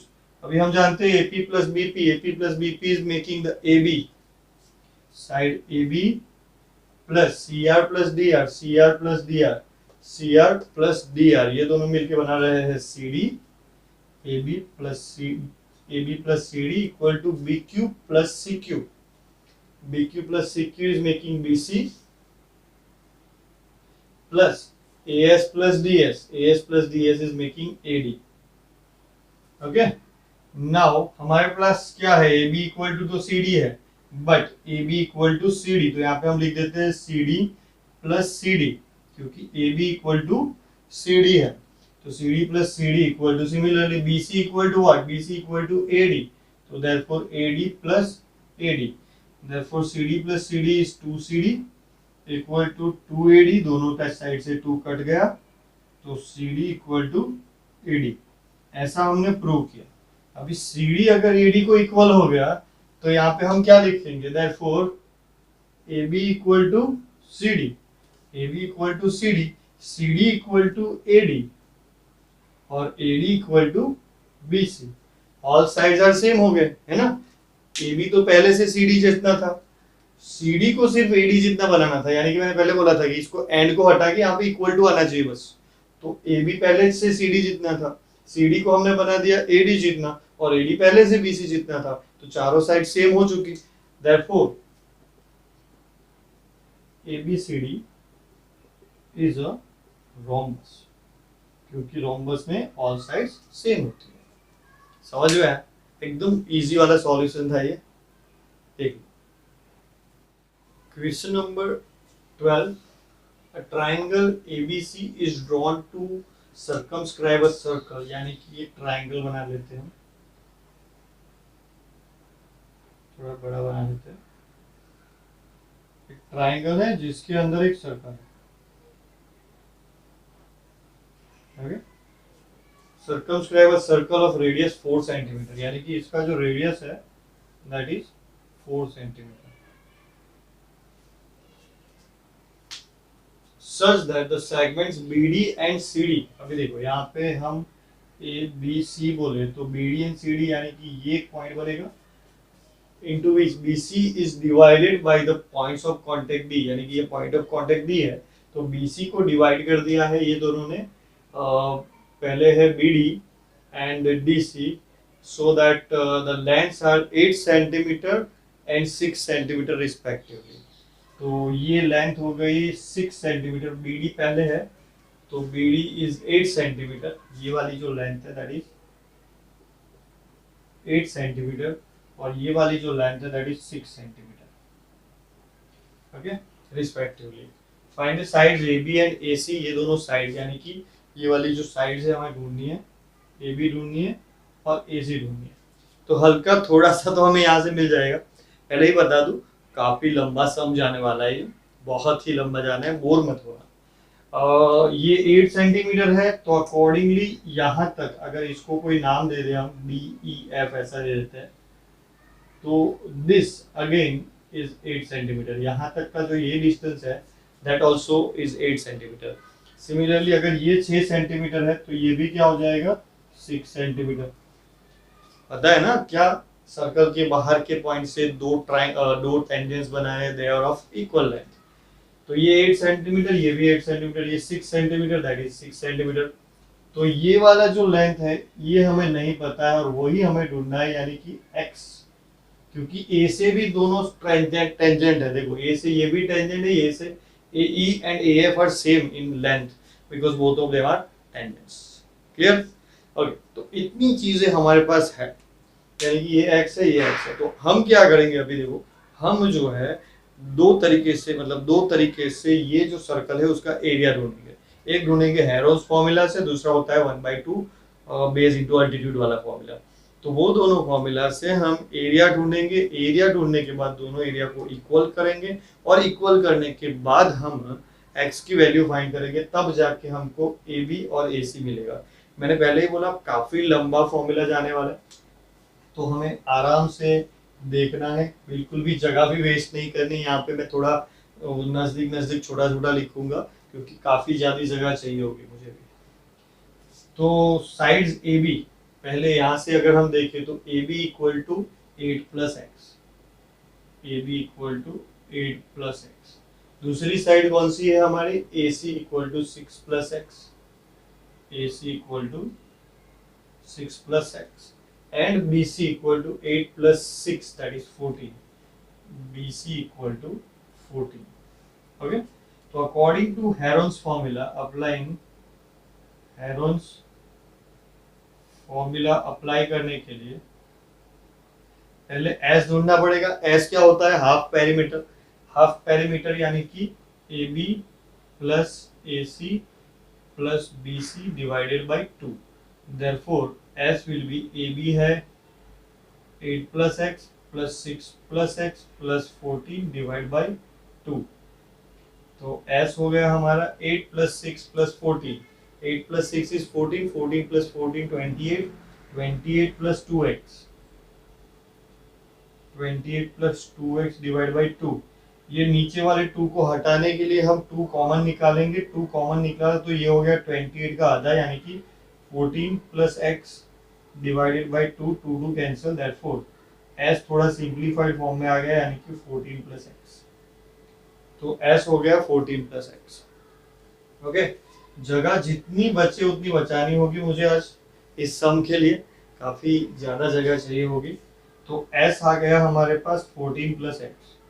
फिर हमें अप्लाई करना है एरिया। एरिया क्या होता है अकॉर्डिंग टू हैरोस फॉर्मूला, आपको पता होना चाहिए, नहीं पता है तो ये फॉर्मूला देखिए।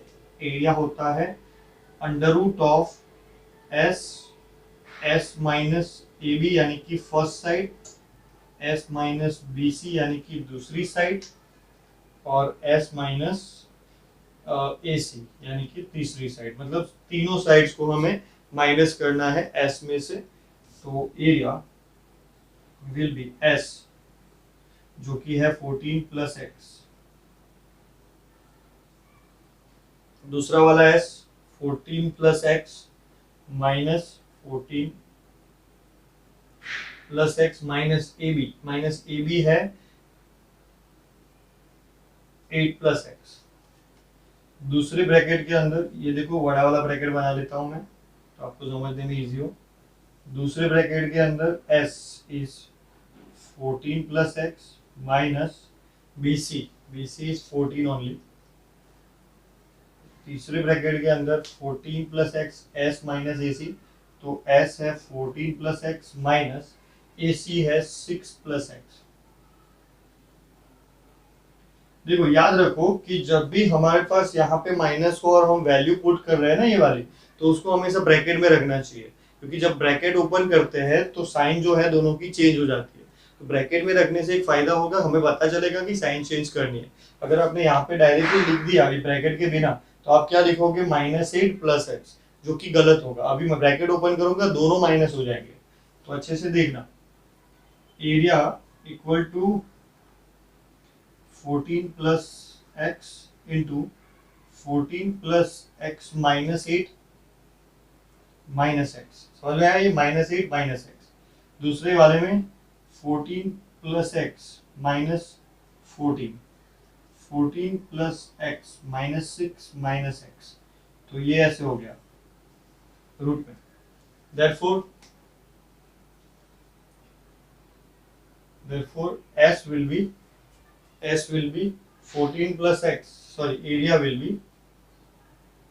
under root of 14 plus x into, देखो 14 minus 8 is 6, 14 minus 8 is 6 और x minus x is 0, तो यहां से सिर्फ आ गया 6। दूसरा है 14 minus 14 is 0, तो यहां से सिर्फ x आया। और इधर से 14 minus 6 is 8, ओके, और x minus x is 0, तो यहां से आ गया हमारे पास 8।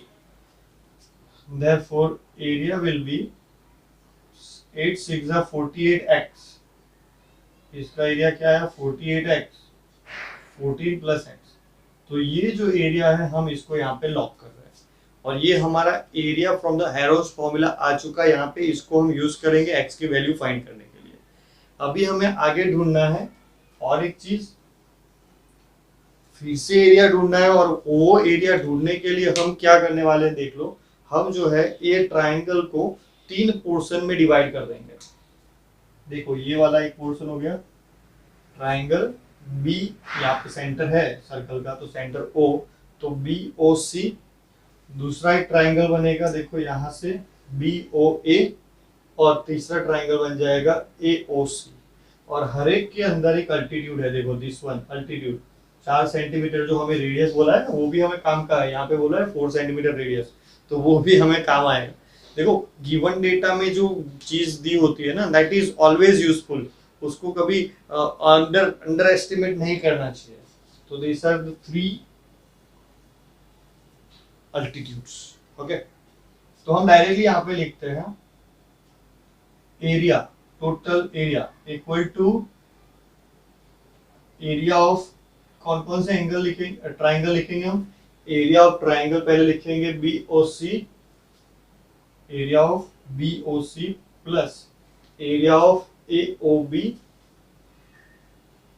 Plus area of AOC। बात समझ में आ रही है? 3 ट्राइंगल ले लिए मैंने, देखो ये वाला ट्राइंगल है BOC वाला, दूसरा ट्राइंगल ये AOB वाला और तीसरा ट्राइंगल इधर है ये, ओके, AOC वाला। तीनों के लिए formula will be same, that is 1/2 base into altitude. ये फॉर्मूला हमें पता है इसलिए हम लिखेंगे नहीं उसको, क्योंकि जगह भी बहुत कम है। फॉर्मूला क्या होता है, बेस इनटू अल्टीट्यूड। तो पहले वाले के लिए ब्रैकेट बना लेते हैं बेस 1/2। बेस क्या है इसका, BOC के लिए देखो BOC ट्राइंगल BOC, ये वाला ट्राइंगल देखो BOC, ये वाला ट्राइंगल अगर देखो तो इसके लिए बेस है BC और अल्टीट्यूड है OD, है ना, BC into OD plus BC, समझ में आया, ये बेस है और OD is the altitude. OD यानी कि ये वाला, ये छोटू सा जो ट्राइंगल की बात कर रहा हूं मैं, आपको समझ में आना चाहिए कौन से ट्राइंगल की मैं बात कर रहा हूँ। तो BC प्लस इंटू OD। दूसरे वाले के लिए it will be 1/2 into AOB। AOB यानी अभी देखो ये वाला ट्राइंगल की बात कर रहा हूं मैं, ये वाले ट्राइंगल की बात कर रहा हूं मैं, AOB। इसमें बेस है दिस 8 प्लस x। बेस क्या है, अभी तक AB ही लिखेंगे हम, AB into OB, OE, okay. Altitude है OE, ये बेस है, ये अल्टीट्यूड है। अभी तीसरा जो रह गया ये वाला ट्राइंगल, ये समझो ये वाला ट्राइंगल, ओके। तो ये ट्राइंगल के अंदर फिर से वही फॉर्मूला तो वही लगेगा 1/2 इंटू बेस है AC इंटू अल्टीट्यूड है OF। अभी सबकी वैल्यू लगानी है हमें। Area equal to 1/2 into BC। BC क्या है, BC है 8 plus 6 that is 14 into OD is the radius and that is 4 centimeter। OD is the radius and that is altitude। तीनों ट्राइंगल के अंदर देखो altitude is the radius only, radius of the circle। Circle थोड़ा दिख नहीं रहा है, मैं इसको दिखने लायक कर दूं थोड़ा, इसको भी, अकेला बेचारा बोर हो जाएगा, उसको किसी ने डार्क ही नहीं किया। फिर 1/2 into A B is what 8 plus x, यहाँ पे हमने लिखा भी है A B equal to 8 plus x into O E is 4 plus 1/2 into A C is 6 plus x, इसको ब्रैकेट में रखना है, okay, into O F is 4। तो जो कैंसिल हो रहा है उसको कैंसिल कर लेते हैं हम, 2 14 टू ज़ा 28 प्लस 2 टू ज़ा 4 8 टू ज़ा, ये 2 जो है दोनों के अंदर आएगा, दोनों के साथ मल्टीप्लाई होगा, 8 टू ज़ा 16 प्लस 2x प्लस सिमिलरली इसमें भी ऐसे ही होगा, 2 मल्टीप्लाई 2 6 ज़ा 12 प्लस 2x, 2 4 ज़ा 2 टू ज़ा 4 हो गया, फिर ये 2 दोनों को मल्टीप्लाई कर दिया। Therefore area is 18 plus 16 or 28 plus 16 plus 22, 16 plus 12 again is 48, okay, मतलब टोटल देखो यहाँ से टोटल करें 28 प्लस 16 प्लस 12, तो 28 प्लस 12 हो गया 40 plus 16 that is 56 plus 2x that is 4x। तो ये आया हमारा एरिया दूसरी मेथड से। समझ में आया यहाँ तक? हमने एक एरिया यहाँ पे ढूंढा था और दूसरा एरिया जो है हमने यहाँ पे ढूंढा है। अभी this two areas we have got, okay. अभी ये दोनों एरिया जो है that is of the same triangle, और कोई ट्राइंगल तो लाए नहीं हम, यही ट्राइंगल है। एक हमने देखा हेरोन्स फॉर्मूला से, दूसरा हमने देखा टुकड़े टुकड़े करके, है ना, दिल के टुकड़े नहीं, हमने ट्राइंगल के टुकड़े किए हैं, तो टुकड़े टुकड़े करके हमने देखा। अभी दोनों अगर सेम ही ट्राइंगल की एरिया है तो दोनों इक्वल ही होंगे, तो हम क्या करेंगे, इसको और इसको इक्वल कर देंगे। That means what we are doing here is area equal to area. ये कौन सा मेथड? हेरोन्स फॉर्मूला वाला मेथड। और दूसरा मेथड हमने डिवीजन ऑफ ट्राइंगल वाला मेथड लिया। तो एरिया डिवीजन वाला मेथड, दोनों एरिया से हमको इक्वल करेंगे तो दोनों एरिया इज दिस, तो इससे एरिया आया है हमारा under root of 48x into 14 plus x equal to, इसका एरिया क्या है 56 प्लस 4x, ओके। तो देयरफॉर 48 इंटू, इसको पहले देखो, पहले क्या करना पड़ेगा, सामने स्क्वायर लगाना पड़ेगा, रूट निकालना है तो दोनों साइड पे स्क्वायर करना पड़ेगा। तो यहाँ से हमने रूट निकाला, इसलिए वो साइड जो है that has been become the square. तो यहाँ से लिखते हैं, थोड़ी जगह मिल जाए शायद हमको।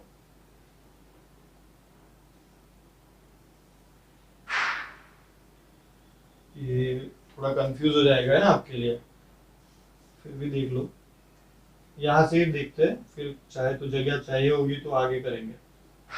48x 14 plus x equal to 56 plus 4x का होल स्क्वायर हो चुका है। यहाँ से रूट निकालने के लिए उधर स्क्वायर कर दिया हमने। तो 48x अंदर जाता है, 48 इंटू 14 हो जाएगा 0, 48 8 4 जा 32 पावर 3 4 4 जा 16 प्लस 3 16 प्लस 3 दैट इज 19, 8 4 जा 32, हाँ 4 4 जा 68 17 17 1 4 5 6, ये हो गया 672x plus 48x square equal to, यहाँ से 56 का स्क्वायर करना है हमें, मतलब ये हो जाएगा ऐसे a plus B whole square के हिसाब से 56 A square plus 2 into 56 into 4x plus 4x whole square, ऐसे होगा। ये a plus B whole square तो पता ही होगा आपको, a square plus 2ab plus B square, ऐसे होगा ये।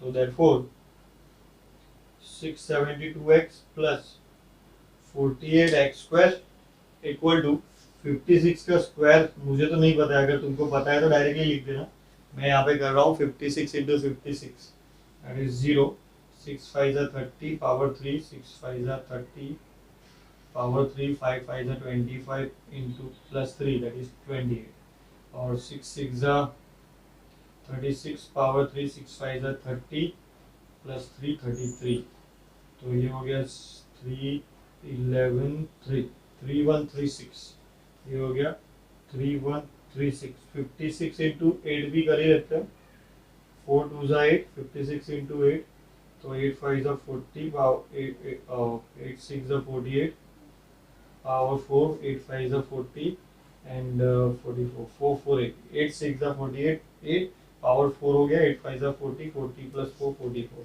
तो ये बन जाएगा 4 4 8x प्लस 16x स्क्वायर।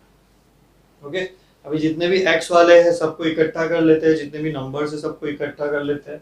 तो हम 48x square minus 16x square, देखो इसको इधर लेके आया हूँ मैं, ये x स्क्वायर है, इसको x स्क्वायर है, इक्वल टू क्रॉस करके इधर आ रहा है, इसलिए ये जो है 16x स्क्वायर माइनस हो रहा है, प्लस ये इधर ही है 672x माइनस ये 448x आ गया इधर, ये अकेला ही है नंबर वाला, ये देखो x वाला टर्म था, ये भी एक x वाला टर्म है, ये नंबर अकेला है, तो सिंपल नंबर को ही इधर ले लेते हैं, 3136 इक्वल टू 0।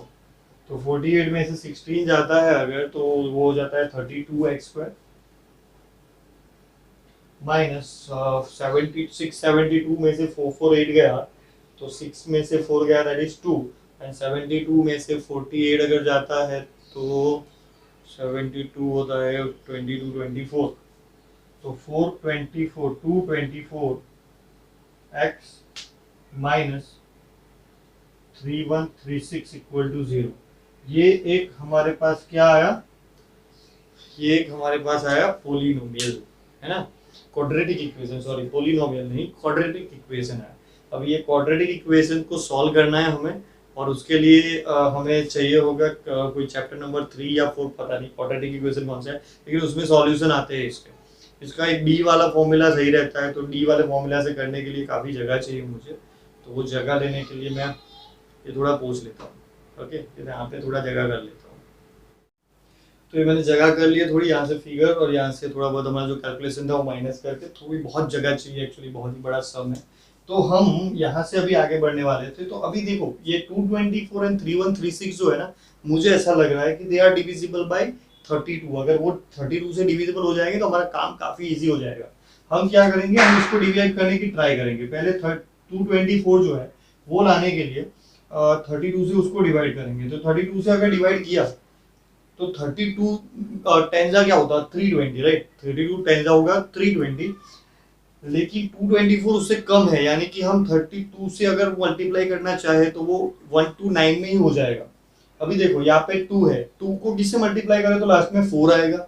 ऐसी छोटी छोटी चीजें चेक करेंगे हम। 32 2 को हम 7 से मल्टीप्लाई करो तो 14, यानी कि लास्ट में 4 आता है। तो हम यहाँ पे डायरेक्टली चेक करेंगे, ऐसे डिवीजन 32 का टेबल तो हमको आता नहीं है, तो 32 इंटू 7 मल्टीप्लाई करेंगे।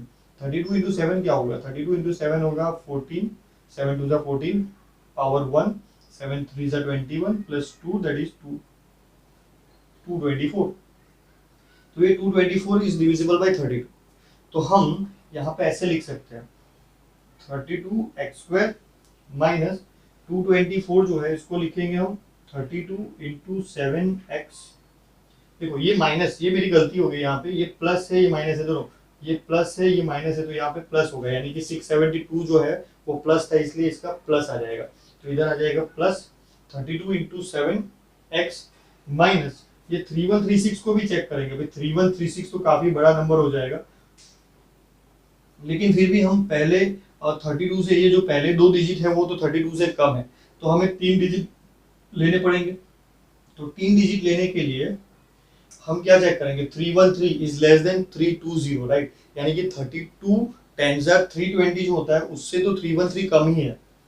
तो हम 9 से बात चलाएंगे आगे, 32 9 9 2 18 पावर 1, 9 3 27 प्लस 1 दैट इज 28। तो हमने पावर चलाया, काम चलाया 9 से, तो 9 हो गया ऊपर और नीचे आ गया 288। अभी इन दोनों को माइनस करेंगे तो यहाँ पे आ जाएगा 25, है ना, 88। मेरा माइनस करने का मेथड थोड़ा अलग है, 88 में 12 ऐड किया तो 300 और 12 में 13 ऐड किया तो 25। अगर आपको ये वाली मेथड पता है तो आप नॉर्मल माइनस कर सकते हो।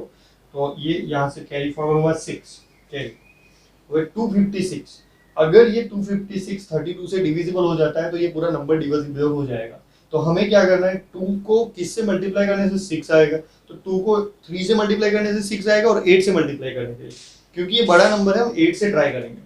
32 इंटू 8, 8 2 जा 16 पावर 1, 8 3 जा 24 प्लस 1 दैट इज 256, यानी कि हम 8 से पावर चलाएंगे तो ये 0 0 0 हो जाएगा, यानी कि 32 और 98 का मल्टीप्लिकेशन आ जाएगा 3136। मैंने बोला 3136 भी मल्टीप्लिकेशन में आ सकता है, यानी कि 3136 को हम लिखेंगे यहाँ पे 32 इंटू 98 इक्वल टू 0। तो ये जो फॉर्मूला था, मतलब ये वाला जो मेरे पास था, उसको मैंने थोड़ा डिवाइड कर लिया। अभी देखो तीनों में 32 है, तो तीनों में देखो, इसमें भी 32 है, इसमें भी 32 है, इधर भी 32 है, तो 32 कॉमन निकाल लेते हैं हम।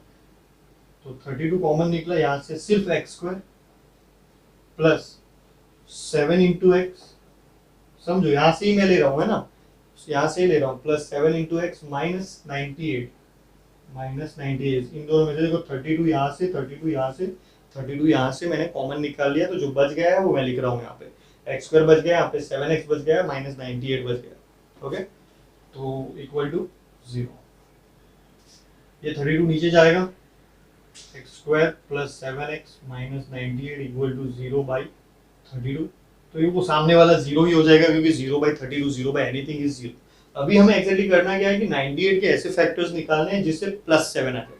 कैसे होता है ये, तो 98 के फैक्टर पहले निकालते हैं। 98 1 जा 98, दूसरा होगा 49 2 जा 98, तीसरा होगा 14 7 जा 98, है ना, और कोई फैक्टर होते नहीं है इसके, बस इतने ही फैक्टर होते हैं। तो 14 थोड़ा बहुत टेबल्स आने चाहिए, मैंने तो मुझे टेबल आते थे ऐसे लिख दिए। तो ये हो गया 14 7 जा 98। तो इसमें देखो 14 में से 7 गया अगर, तो हमारा काम हो जाएगा, फिर 14 माइनस 7 जो है 7 आ जाएगा। हमें प्लस 7 चाहिए, इसलिए यहाँ पे प्लस लगाएंगे, यहाँ पे माइनस लगाएंगे। तो x square plus 14x minus 7x minus 98 equal to 0। इन दोनों में से हम x कॉमन निकाल लेते हैं, x प्लस 14। इन दोनों में से हम माइनस 7 कॉमन निकाल लेते हैं, इधर बच गया x, और 98 का दो फैक्टर था 7 और 14, जिसमें से हमने 7 कॉमन निकाल लिया तो 14 बच जाएगा, 14, और माइनस, दोनों माइनस थे, माइनस हमने कॉमन निकाला तो ये प्लस हो गया equal to 0। Therefore x plus 14 and x minus 7 equal to 0 are the two answers we have. इससे हमें मिलेगा x प्लस 14 इक्वल टू 0 और x minus 7 equal to 0। x equal to minus 14 हो जाएगा, जो कि पॉसिबल नहीं होगा, क्योंकि हमारा आंसर जो है नेगेटिव नहीं हो सकता है। x इज अ लेंथ, और लेंथ कभी नेगेटिव नहीं होती, that means this answer is not possible. यानी कि हम बोल सकते हैं कि x इक्वल टू 7 जो है वो हमारा ट्रू आंसर है। x equal to 7 is the right answer. Waits तो x इक्वल टू 7, तो x इक्वल टू 7 जो है, therefore ab equal to 8 plus 7, 8 plus 7 ऐसे करेंगे हम, क्योंकि हमें x नहीं ढूंढना था। याद रखो, हमें सिर्फ x की वैल्यू नहीं ढूंढनी थी। We are asked to find AB and AC।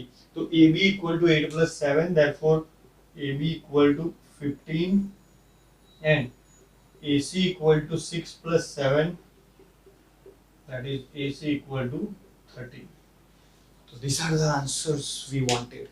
काफी ज्यादा खिचड़ी हो चुकी है, यहाँ से देख सकते हो सब कुछ लाइन में ही गया है, सिर्फ यहाँ से मैं ऊपर गया हूँ, क्योंकि बाद में यहाँ पे डायग्राम था, याद हो तो भूल नहीं जाना है। यहाँ पे डायग्राम था, इसको मैंने पोस्ट के यहाँ पे कैलकुलेशन किया है। This is just the rough work, मैं इसको रफ ही कर देता हूँ। फिर फाइनल आंसर्स आर हियर, वो याद रखना। फाइनल आंसर्स जो है दे आर गिवन हियर, ये याद रखना है, भूल मत जाना। राइट आंसर जो है आ जाने के बाद भी मार्क्स कट जाते हैं, क्योंकि हमने पूरा आंसर नहीं लिखा होता है। This is the complete answer. Okay, screenshot से ले लो, लेकिन स्क्रीनशॉट से कुछ भी समझ में नहीं आने वाला है, ये पूरा वीडियो देखना ही पड़ेगा। Got it? Next question, that is question number 13. That says prove that the opposite sides of a quadrilateral circumscribing, यानी कि एक quadrilateral के अंदर एक सर्कल है, तो उसकी जो opposite sides है, a circle circumscribing a circle subtend supplementary angles at the center of the circle। बात शायद समझ में नहीं आया होगा क्या बोलने को चाह रहे हैं। ठीक है, तो पहले मैं एक डायग्राम बना के आपको क्लियर कर देता हूँ कि what they are asking us. Okay, क्या पूछा है पहले वो समझना जरूरी है, तभी तो हम आंसर दे पाएंगे। तो हम पहले एक सर्कल बना लेते हैं, क्योंकि एक सर्कल है जिसके आजू बाजू एक क्वाड्रिलेटरल है, तो उसके आजू बाजू एक क्वाड्रिलेटरल भी बना लेते हैं। कैसा भी बना लो, ठीक है, ऐसा कोई शेप कंपलसरी नहीं रहता है इसका, कैसा भी क्वाड्रिलेटरल बना सकते हो। अगर फिगर डायग्राम अगर दिया रहता है then we have to worry about कि कैसी फिगर होनी चाहिए, लेकिन अगर डायग्राम नहीं दिया है then we are making a diagram, तो हम तो कुछ भी बना सकते हैं। तो से ओ सेंटर, जो O is a center of the circle, यहाँ पे हम ऐसा बोल रहे हैं कि O is the centre of the circle.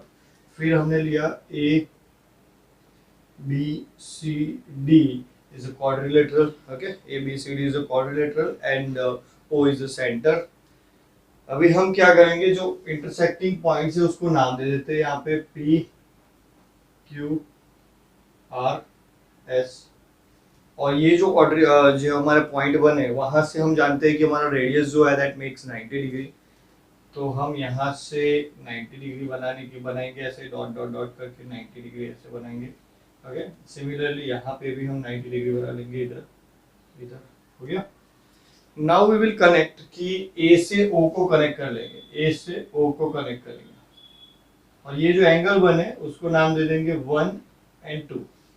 थोड़ा शॉर्ट में जाएगा अगर हम अच्छे से नंबरिंग मतलब नाम वाम देते जाएंगे। एबीसीडी तो हो चुके हैं, ठीक है, तो हम नंबर्स में अभी नाम दे रहे हैं। नंबर्स में नाम देने से खाली थोड़ा डिफरेंट लगता है ABCD P Q R S से। तो 1 2, फिर यहाँ से भी कनेक्ट करेंगे इसको, यहाँ से चालू करते हैं, देखो इधर से चालू करते हैं, बी की ओर जाना है इसलिए इसको 1 इसको 2 नाम दे दिया। यहाँ से कनेक्ट किया तो ये हो गया 3, ये हो गया 4। देन सी को कनेक्ट करेंगे, तो सी को कनेक्ट किया तो ये हो गया 5, ये हो गया 6, एंड डी को कनेक्ट किया तो ये बन गया 7 एंड दिस हैज बिकम 8। तो these are the angles, okay, 1 2 3 4 5 6 7 8 are the angles basically।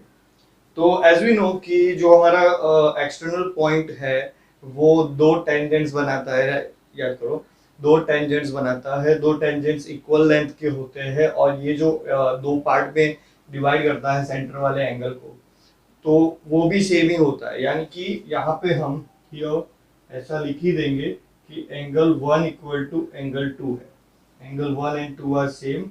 Similarly 3 and 4 are same, angle 3 equal to angle 4। Similarly 5 and 6 are also same, angle 5 equal to angle 6। Similarly angle 7 and 8 are also the equal angles। Okay, तो these are the equal angles that we already know। ऐसा ही होता है, ऐसा क्यों होता है? Because theorem 10.2 में बोला गया है कि एक्सटर्नल पॉइंट जो है that makes equal tangents here, और ये दोनों एंगल 90 डिग्री होते हैं, और इन दोनों ये दोनों एंगल यानी कि एंगल ए और एंगल ओ के आगे जो पूरा एंगल बन रहा है that two becomes a supplementary angles. हमें एग्जैक्टली क्या प्रूव करना है अभी, ये बात समझो कि prove that the opposite sides, say हमने AD and BC are the opposite sides. Okay, तो एडी एंड बीसी जो है वो सेंटर पे जो एंगल कवर करते हैं ना, that is addition of 1 and 8 and addition of 4 and 5। समझ रहे हो?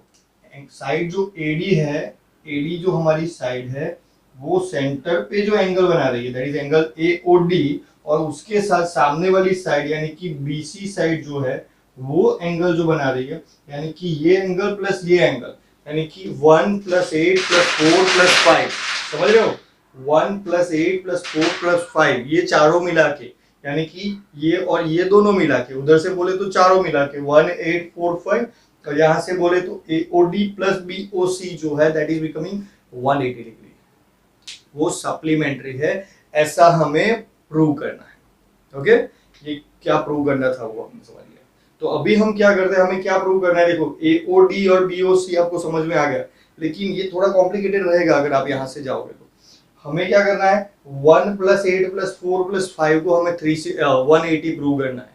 मतलब 1 + 8 + 4 + 5 का आंसर होना चाहिए 180, और वहां पे आके हम डायरेक्टली लिख सकते हैं देन AOD = 1 + 8। ओके, चलो करते हैं।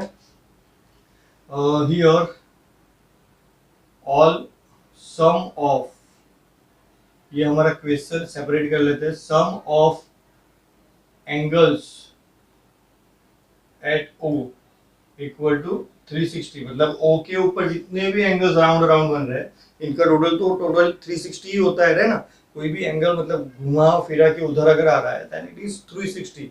तो हमें क्या करना है, दैट मीन्स हम will write angle 1 plus 2 plus 3 plus 4 plus 5 plus 6 plus 7 plus 8 equal to 360, मतलब टोटल एंगल हमारा बन रहा है 360।